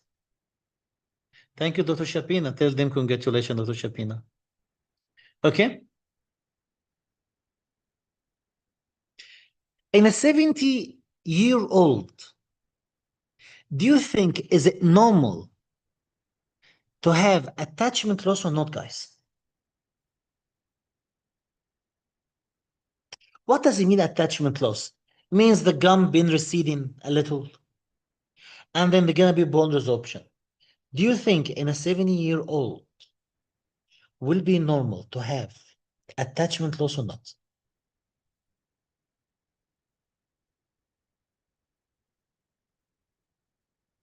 The answer is yes. Yes. If you get an old people, if I go now to Google, like here right now, write down anything here. I don't know how I can find here Google. Write down anything. Write down dental gums for a 7-year-old. What you find, there's attachment loss already there. So do you think really attachment loss will be a help? No, because most of the older people, they have 7-year-old, they have attachment loss. Now, think about it again. The question asking about chronic gingivitis and active periodontitis.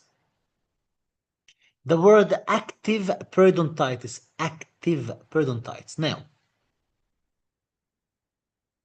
do you think attachment loss can be one measure for periodontitis or not? Like, can one diagnostic tool, diagnostic measure to say a patient has periodontitis or not? The answer is yes. Attachment loss can be a figure of a periodontitis condition. Now, saying this, do you think there is difference between the word just only periodontitis? By the way, guys, you will find this in the cake, okay? In the classification part, when I classified periodontitis, I made different types of periodontitis and different type of gingivitis, like healthy gums on a history of periodontium diseases, whatever, okay? Now, do you think attachment loss can be a diagnosis for periodontitis? Yes, it can be a part of diagnosis of periodontitis. But is it really necessary that attachment loss means patient has active periodontitis, not just periodontitis?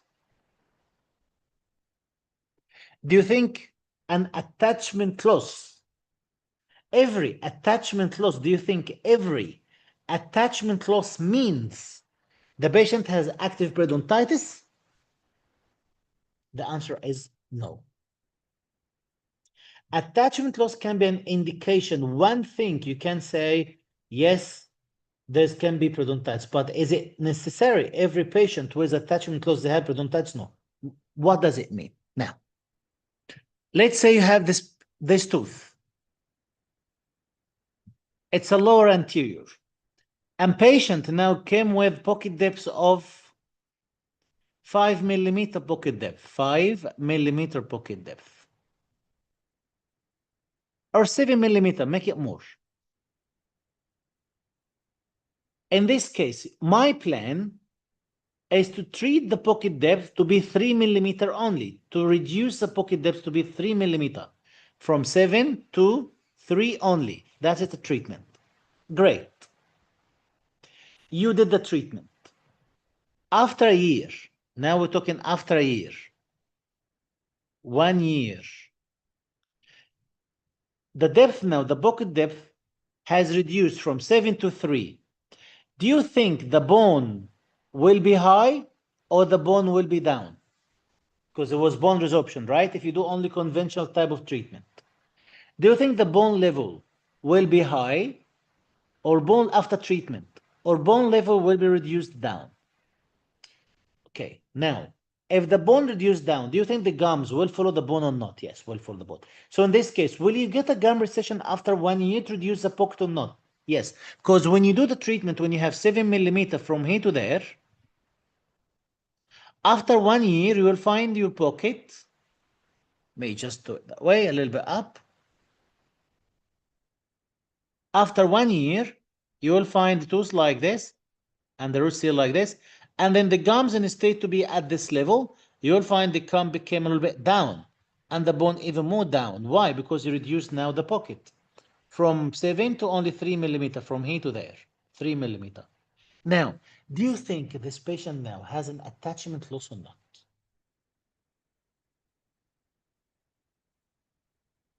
After 1 year, okay, after 1 year, do you think this patient has been treated or not? After a year, we reduce the pocket from 7 to 3.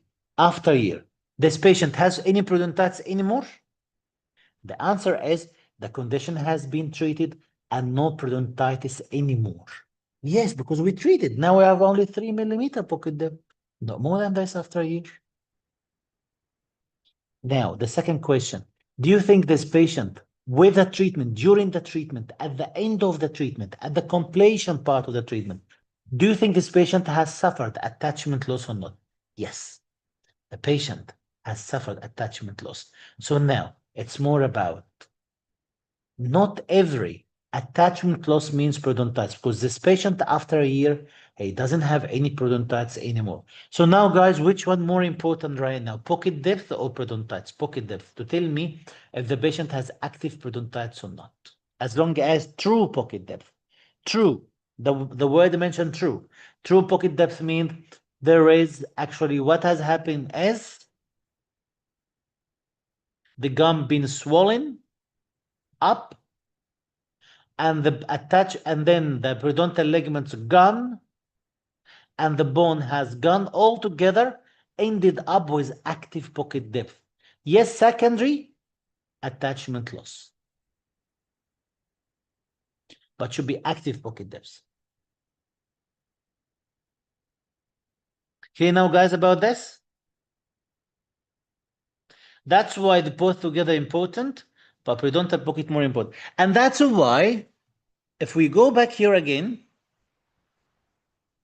so not every patient with attachment loss has active periodontitis. However, to have active periodontitis, we must have true pocket depth.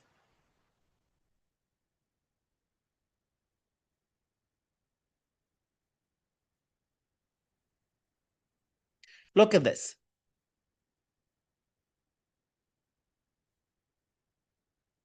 So far, we discussed about clusters. We discussed about pharma.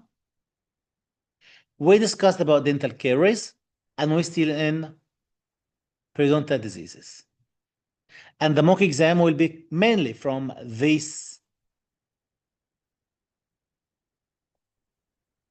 main topics for the first 80 pages of TG. So guys, we need to know about periodontal pocket depth and all the stuff, and the cal. And then very important, please, to know about basic periodontal examination, the one we mentioned before, and the comprehensive periodontal chart. Now we talk about periodontitis as periodontitis. Very, very, very, very important, periodontitis. Especially grading, staging, and degrading. This one, new classification stages and the grades. This part, very, very important, new classification. This table. And this table. Management is very important. Refer is important. Aggressive periodontitis, not as important as, 1 second, please. And yes, aggressive periodontitis is really important. Really important. Aggressive, yes. Very important too.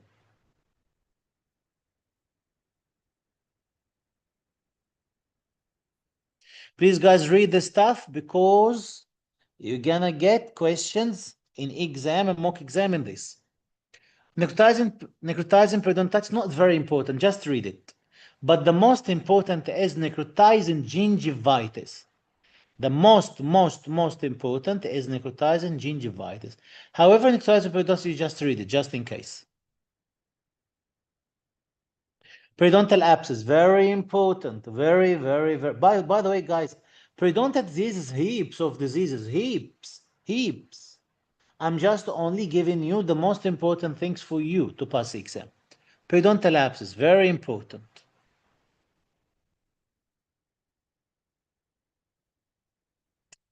Okay.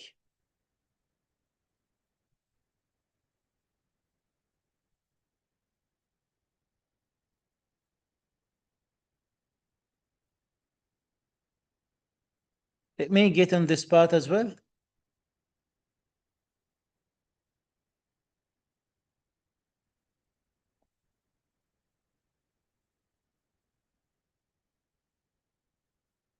Let me, guys, ask you a few questions.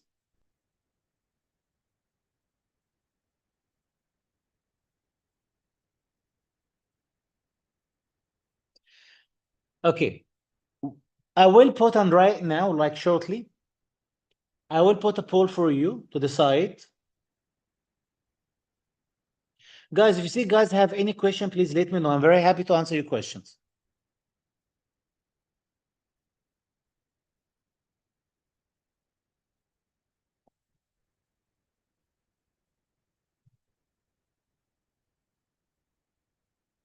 Now,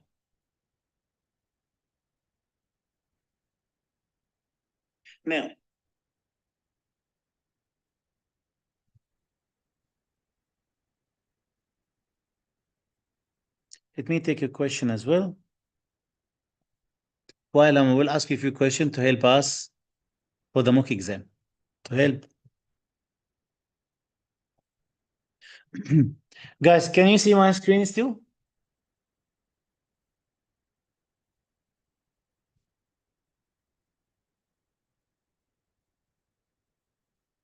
Dr. I didn't understand the periodontitis questions. Okay.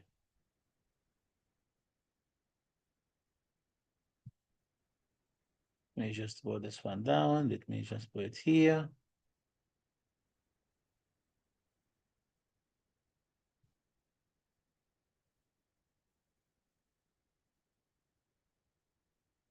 Okay, let me just get here. I have seen some questions here.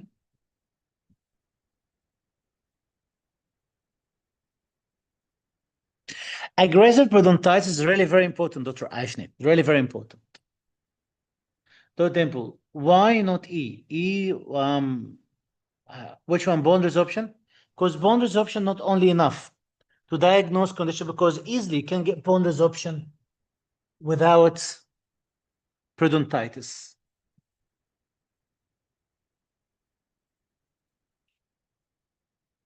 Even after treatment of periodontitis,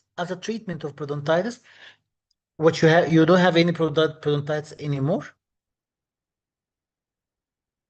right?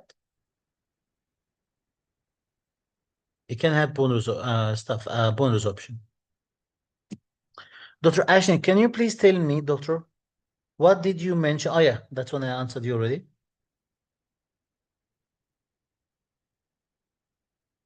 Yes, because bone also can happen with age, yes. Doctor, I didn't understand the periodontal question. Can please, Dr. Gillian, tell me which one exactly? I will explain this part again, but if you have any other question, please let me know. So now, Dr. Gillian, what I was saying is attachment loss can happen even without periodontitis. The reason behind this is, let's say if I have a patient and you treat the patient periodontitis. After a year, after you treat the condition, you will find this patient still have attachment loss. Attachment loss means the bone has been lost and the gums has been lost, or some of the gums, which is periodontium, let's say. But to consider active perio disease, you must have active pocket depth. If you don't have active pocket depth, you cannot say this is a periodontitis condition. Okay?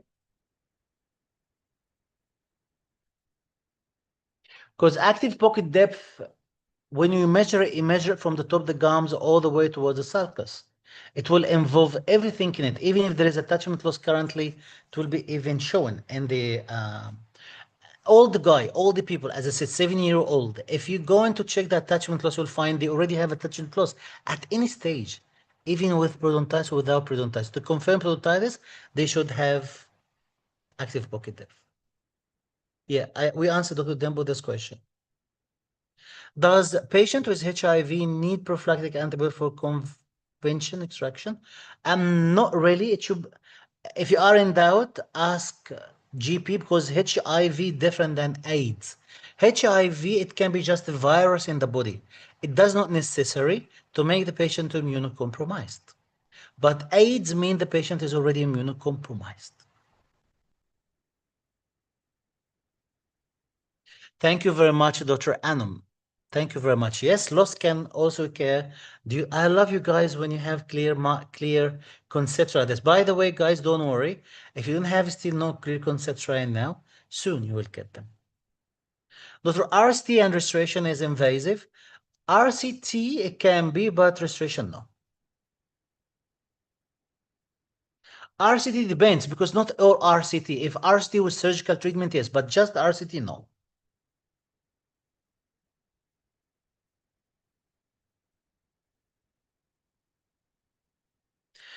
Is it better to start? This is very nice question, Dr. Trader. Is it better to start with the ATTG pages or the cakes and the bidobites? Cakes and bidobites. Side to side with TG after this. Like read the cakes and bidobites and then side to side. Maybe you can only, you know what? Familiarize yourself with cakes. Don't go in deep. Just find out what this case is talking about. What are the headlines talks about? And then once you have some idea about it, open TG and then side to side. Read TG and the cakes. If you find any information in TG, you need to add it up in cakes, just put it in cakes. But mostly you will not, but just in case. Because 4 more days will be not enough to finish. I think will be enough because cakes it can be finished in 1 day only, believe me. And if you read cakes only, will be fine. The all cakes it can be finished in 1 day only. I will do to Tanvir. I will. Most probably will be next. Yeah, it will be definitely next week, but I will. Depends on the candidates because I need to make a poll so everyone can say which days give you the best. Doctor, I have a question from Clusters Cake. What is meant by addressing the cause? Is it not the same as treating the cause? Why does it come before treatment options in management steps? Okay, when you address a cause, it means you do two things, identify it and treat it or remove it. It doesn't mean because you remove the cause, it means you already treated it. Because treatment, it somehow, for example, because we need to explain a little bit more about this word. Treatment means you do something physically by yourself. So let's say if the reason or the main cause of, yes, the main cause of gingival hyperplasia is bad oral hygiene plus medicine. The patient in this case want to know this, want to know what is the main reason behind the gingival hyperplasia. In this case, to address it, we tell the patient to address this condition. So, or this condition has been done by hygiene issue and also by the medicine you are taking, like phentoin, for example. Now it means I already identified and a part of addressing it. To completely address it, I may now in this case need to talk to GP, right? Or at least we can enhance hygiene for now. So you tell the patient we need to enhance hygiene and then maybe talk. So now you cannot decide on the treatment itself, which is going to be, right? Going to be maybe severe case, which is going to be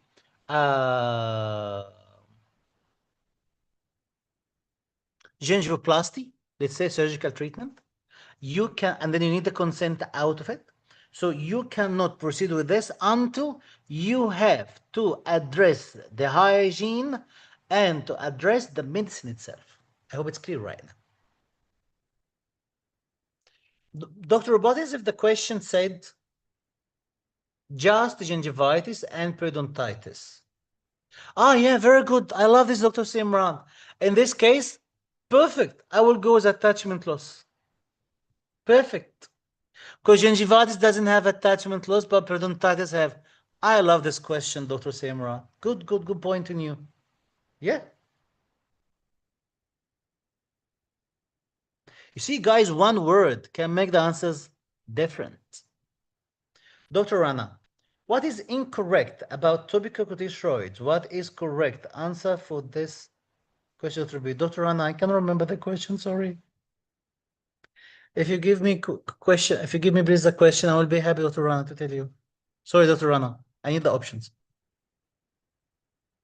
Dr. Adam, which is the best and recommended sweetener? Overall stevia. For dental use, xylitol.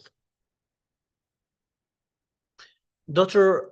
The Bidu diamonds wasn't there in the drive. No, it's there. There, Dr. Fatima. Because actually I used it from the drive itself right now.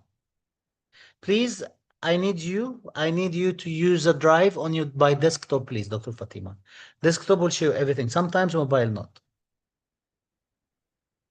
No. Analgesia. No, analgesia not in this part. Analgesia, we're going to discuss it more toward.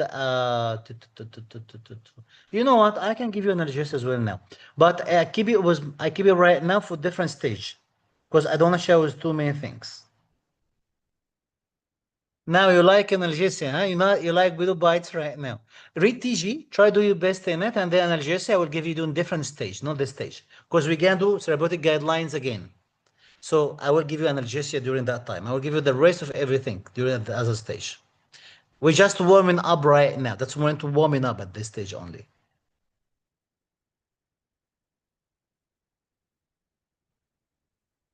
How to choose between periapical and bite wing X-ray? Periapical X-ray, very specific.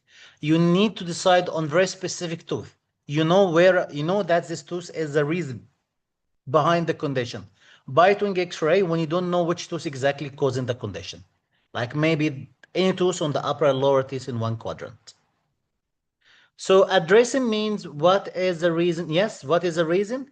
And then you can manage it as well, both together. To identify it and then to manage too. For localizing pain in PA, for generalized pain in... Thank you, Dr. Walija. That's a good one. No problem, Dr. Zaima. Dr. Yasmin. No problem. It's my pleasure.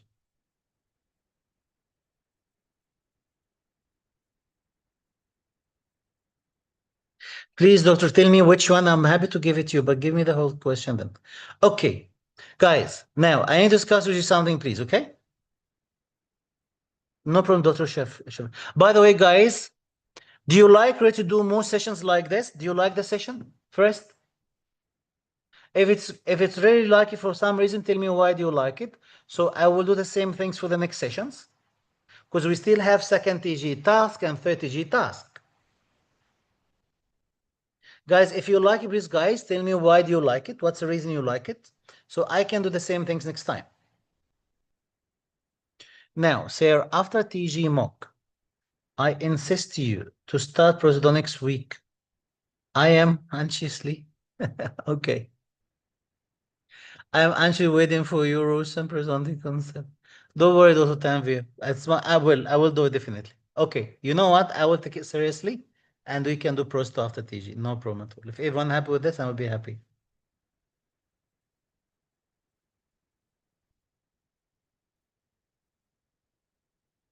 Okay, yeah, I love this session, but maybe a little concise.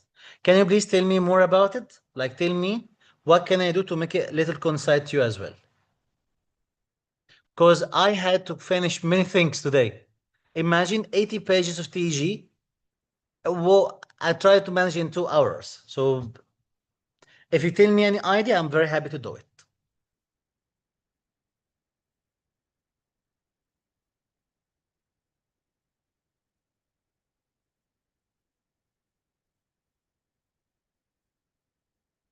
Yes, it seems like you're happy, guys, on us next sessions. Well, very good. Yes, because they clear so many concepts. Thank you very much, Dr. Walija. Yes, love the session, but maybe, yes, that's why I'm saying, Dr. Simran, tell me how. I am happy to do it for you. Like, if you can elaborate a little bit more about it, I will be able to do it. Very comprehensive and helpful, gives plans how to proceed. Very good, thank you. So next time, I will put my mind this point. So next time I will do it again. This point. It's very much informative, and it gave guidelines to our study plan. Very good. So yes, okay, I got this point too. I will keep in my notes. Thank you very much. Do we have recordings of today's sessions? Um, it depends on the Facebook themselves. Because on Zoom, we don't actually record in Zoom, but depends on Facebook policies. Sometimes for some reason they upload it, sometimes they don't. You can be check on Facebook, please, and you will know. Yes, Dr. Bido loved it. Thank you very much, Dr. Anna, for saying this. You are a motivator. Just go a little bit slow in the next session because some are new here, like me. No problem, Dr. Dempo. I will do this. Okay? But maybe next time I will only. Okay, I got something. I got something in my mind. I will do it. I will know how I do it. No problem, Dr. Dempo. I will do it. Answer on contextual question. Please give me the question. As if he's telling me, drink this water. Where is the water? Please, Dr. Melsma, give me the question. Dr. Ashnit. Yes, Doctor, we love it. Thank you very much, Dr. Ashnit, for this. Yes, because they clear so many concepts. Thank you very much. Thank you, Dr. Nanan, for saying this. This session gave a shock to brain to wake up and think more and understand the questions and answer. I love to see this comment from you, Dr. Raya. Dr. Rayan. I really love to see this. That's true. Dr. Elizabeth, yes, concepts are clear, easy to decode questions. Questions are explained in a way of our thinking to process. Thank you very much, Dr. Elizabeth. I'm happy to hear this as well. And yes, if you have any question in the future, I'm very happy to clarify them to you. Yes, I like the idea that we are doing an overview of what we are going to cover and the prep for mocks and sectioning the TG, which is a huge book. Wow, very smart, Dr. Daniel. Yes, TG, it's really a huge book. And making sure we understand and memorize it. Yes. I love these comments, by the way. Dr. Salma, is this session's record? Maybe be recorded in the page here. Depends on Facebook themselves. I will not, we don't delete them, but sometimes for some reason, Facebook delete them. I don't know why. Dr. Ansel, yes, it's good if we could get this is for every TG task. Okay, done. I will do it for you, Dr. Ansel, if you ask for it. No problem. Sir, it is TG mock periodontics classification from cakes will also come about. Yes, yes, Dr. Tanvi, it will. It will come. Yes. Dr. Noel, Your lecture is so precise. Thank you for sharing your knowledge with us. It's my pleasure, Dr. Raneo. It's my pleasure. I'm very happy to hear this from you. To Alicia, Doctor, can we have this kind of session before the second? Yes, yes. I think that's a second or third request for it. I will do Dr. Walija, no problem at all. Thank you, Dr. Bid. Thank you, Dr. Sahifa, very much. The topical corticosteroid cream. Again, what's wrong with it? Sir, is it very new classification from your Bredo cake, so also comes in TG mock? Yes, it will. Because very important topic. Also, if you can give us in advance what's after the task, so we can organize ourselves how to keep this in order. I get a bit anxious not knowing what's next. Okay. I will read these comments again, Dr. Ansel.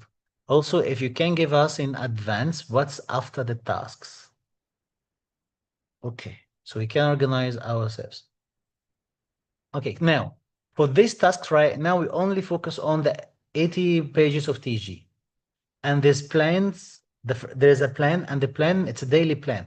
Every day has been given what you need exactly to read about every day until, because it will be 1 week plan. And then like 7 days, 7 days. So every day, go on this plan, you will know exactly what you need to read. That's things for the next task. After we finish this task, we're going to take another 1 week for the second TG task. And then once we finish the second 1 week for TG, for second task in TG, we're gonna take another week for the third TG task. So altogether, we're gonna finish TG in 3 weeks time. The best way to follow this is to follow the plan we give it to you on the Google Drive, which is a weekly plan, but it's been divided as daily plan. Every day, it did tell you like day 1, day 2, day 2, day 3, day 4, okay? I hope this has answered your question. If not, please ask again. Ask like in a different point or the same point again. You meant can you be used intraorally? That's what you meant? It can be used intraorally. Yeah, it can be. But I don't know what did I say. Did I discuss anything about corticosteroid today? Honestly, I cannot remember if I discussed anything about corticosteroid today. Dr. Bido, if a question says what is the difference between gingivitis and not active periodontitis, I'll choose no. In this case, I would say attachment loss will be much better option. Because now we're talking generally about gingivitis from periodontitis, but not specifically to be active. To be active, I need true pocket depth. To decide this is active periodontitis, I need true pocket depth. Otherwise, if it's just not about active periodontitis, it's not about active periodontitis, in this case, attachment loss will be enough. That is good. That's going to be the best answer. You see, one word, change the answer. Dr. Bido perfectly explained the important topic, so now we know where to concentrate our effort. Thank you very much for you, Dr. Ashney, too. You were presenting which book today? Dr. Jalen, today I was actually going through the Bido Bytes in our Google Drive. So if I know you're still under registration process right now with the Academy, once you clarify the registration process with the Academy, they will give you access to the Google Drive, and then you will be able to see all these materials. No, I haven't. No, that wasn't TG. That was actually my Bido Bytes. Sorry, my Bido Cakes and Diamonds and some of Bido Bytes.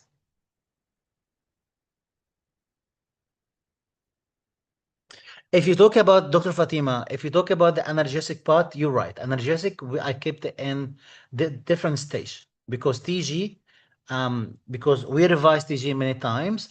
That's the first time, and then we have another stage to revise TG again. At least like every time we revise it one more time. So this has come from one of the revision. Okay. So don't worry, you will take it, but in different stage. What is incorrect about corticosteroid? Is it locally immunosuppressive? It is locally immunosuppressive. Does have systemic immunosuppressive effect? Yes. Skin cream can be given. What is incorrect? Yes, intraoral can be given alone. D delta can be given alone for oral infection. D delta is the right answer. Because it cannot be given alone for oral infection. Normally, you need to combine it because we talk about infection. That's the key word is the word infection, right? So corticosteroid, it's not. You see, I love the questions, guys. I love my questions. Corticosteroid, it's not antibiotics. So the word infection, it's not for infection. It is for anti-inflammatory. So how come you give it alone for infection? Right? You cannot. So you need to combine it with antibiotics. Did you get it? Antimicrobial, whatever it is, can be antifungal, antibiotics and stuff, as long as you're going to give it for infection case. If you give it for inflammation case only, that's okay. You can give it alone for inflammation only, but not for infection alone. So D delta is the right answer. This is wrong. It means like this is correct. That's why I need to choose it for this question. The rest, it does make sense somehow.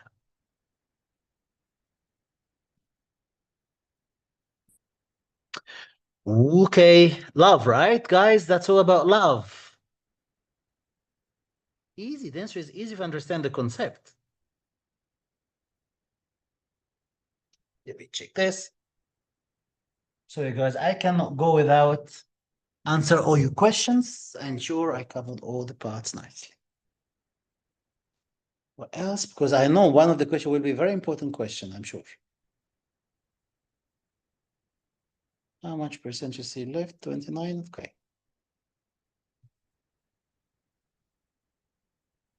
I don't know why my Facebook doesn't work. I mean, stuck here. I'm trying to scroll down, scroll up, no benefits. Maybe I can do something. I click here. Support this one, go back in.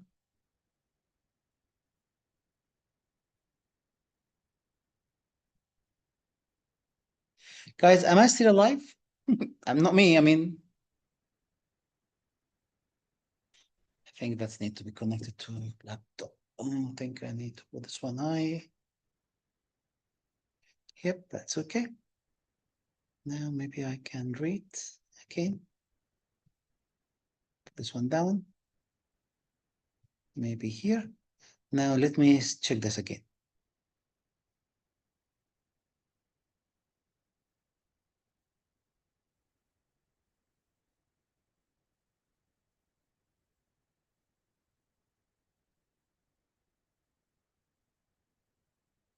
Thank you, Dr. Walija, very much for this. Thank you, Dr. Tanvir. It's an awesome session, like usual, and you explained it beautifully, sir. I fall in love with your style of teaching. Thank you very much, Dr. Tanvir. Every time I see you here, I feel very happy too. Okay. Extraocular steroid cream can be used for intra or region. Yes.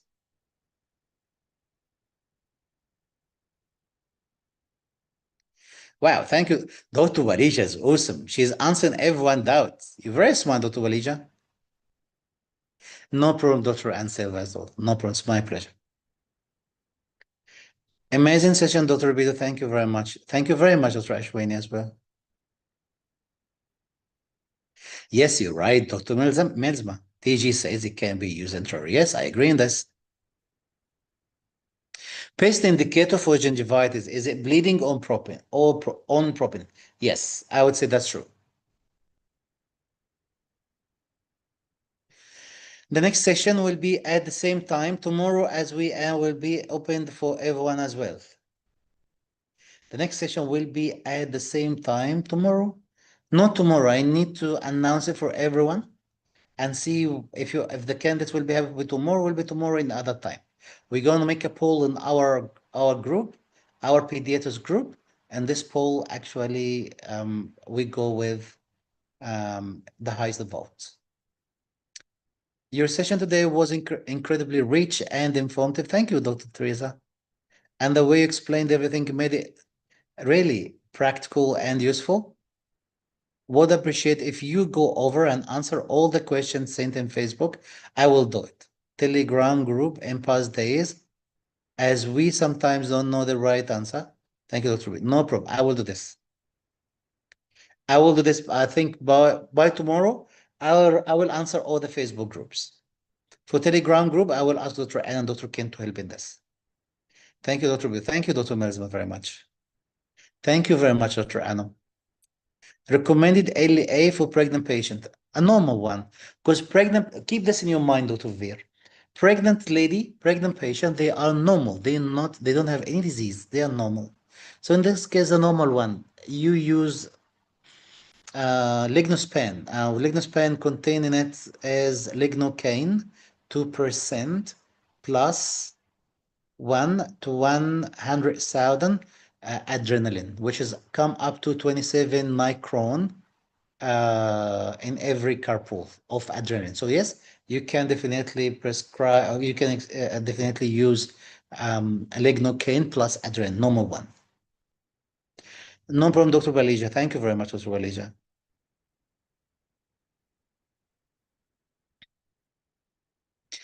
Dr. Anna asked question. Actually, she answered the question, Dr. Best. Second trimester is safest, but if the treatment can be delayed, then after, I agree on this. Totally right. Dr. Bido, I want to thank you for all efforts you put for us, because I myself studied everything from zero, and I had zero courage to start everything from scratch. You are the best, the best. Thanks for make us able to feel like we can do this. All victory, with all victory. Look, your message, Dr. Fizz, it's more toward a motivation for myself. And that's what I love. This message will make me now, even feeling tired, not stopping doing good things for you guys. After I finish with you, I definitely go back again and work for something for you. Thank you very much for the Dr. Fizz. And you totally right. Believe me, everyone has passed the exam today, and they will get the registration soon after they applying for APRA registration. I'm telling you, they've been exactly in the same situation like you right now, and they passed today. And the last 2 weeks, think candidate. The previous month, about 5, 6 candidates, and previous was 7, 8 candidates. So definitely will be one of them. Thank you very much for saying this, doctor. Doctor, can you also please discuss about the time management for every question asked? Okay, please remind with this Dr. Fatima on this Monday on our private session. So yes, we can go through all this stuff and also have to know about the keywords. Very good. Please remind us next time. I will do it because this is a part of my plan next time. Next time, my plan is to go through some articles to show you how to read articles and also how to manage your time during the exam. Because most of the time it's ignored because of time restriction. That's okay. We're gonna go through all this stuff, okay? Option given. Okay, know about the keywords, yes. If elective treatment better to defer till birth or preferably after breastfeeding is yes, I agree. That's for pregnant lady, yes. I think adrenaline can be used, yes, that's true. Breastfeeding is completely, but if emergency, I think adrenaline can be used unless patient has any condition contraindicated adrenaline. Yes, it's normal to use adrenaline with a pregnant lady. Don't worry at all. As long as no contraindicate, you're right. Dr. Jaylan, can you record this session, please, doctor? No problem, Dr. Jaylan. Look, for me, it's already will be kept on Facebook. We will not remove in Facebook, but hopefully, Facebook not decide to remove it. Again, I don't know what's the reason. Make sometimes Facebook to delete the to delete uh, this recordings or these sessions. Dr. Ver, thank you, Dr. Adam. You are part of our life, of our journey, of our knowledge, of our future. We perfect, Dr. V. I love this. Same as you know what? I feel the same, exactly the same. Thank you very much for this, Dr. V. I really appreciate it. You definitely too, you're part of my life too. Thank you very much, Dr. V, for saying this. Thank you. I love this, Dr. V. Thank you very much. Dr. Lakshmi, Dr. Bido, I need help with lignocaine adrenaline dosage and the calculation when we will have the session. Will be the second TG task, second or third. Let me memorize this. LA, I think, look, out of my memory is a second or third, not the first. I believe the second, mostly second, I'm not quite sure. But yes, we do this in the second, doctor, no problem.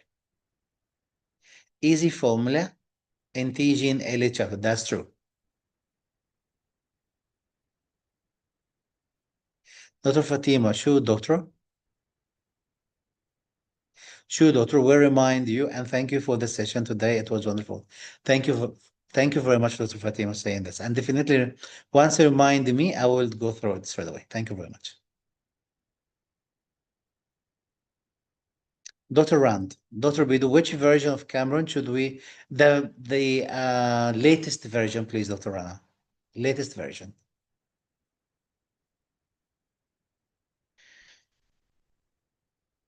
Dr. Simran, thank you very much to you, Dr. Simran, as well. Thank you very much. Dr. Abdul Kader, Dr. Bidu, how can we enter your private session? Dr. Abdul Kader, this need for registration through the Academy. So I believe if any one of the Academy here, they can send you the link. The Academy team, they will be sending you the link, how to go the process of registration. Please, our team, if you hear me right now, please reply on Dr. Abdul Kader comments so he can contact you. Thank you very much, Dr. Abdul Kader. Thank you, Dr. Bidu. Appreciate it greatly. It is a great course. Thank you, Dr. Lakshmi. It's my pleasure. Thank you very much.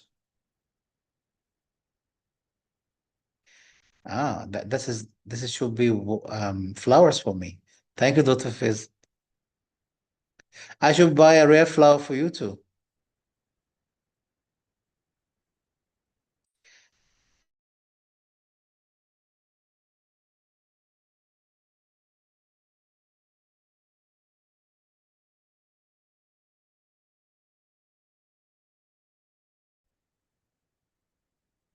It is a very good session. Thank you, Dr. Nanj.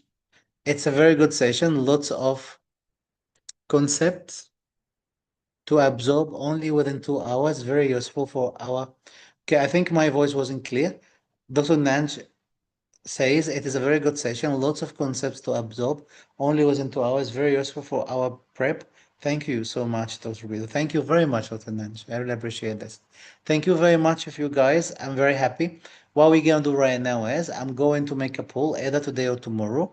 And based on this poll, please guys, tell me when do you need the next session for the second TG task.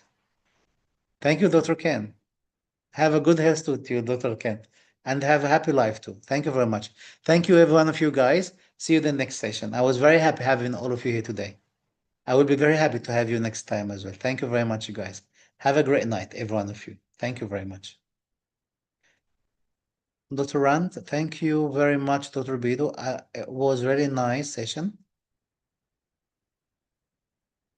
Okay, creating us, most important topics, learning us, most important topics for our exam. You are ADC star mentor. You are the best, Dr. Bidu. Dr. Rana, thank you very much for saying this. You're amazing, Dr. Rana. Thank you very much. You are a beautiful human. Thank you very much, Dr. Rana. I really appreciate this. No problem, Dr. Abdul Kader, very much. No problem. Very interesting and informative session. Thank you. All the best to you, Dr. Abdul Kader, as well. All the best in your life and your exam. Thank you very much, you guys. See you then. See you then soon. Thank you, guys. Bye-bye. Have a great night, every one of you guys. Thank you. Bye-bye.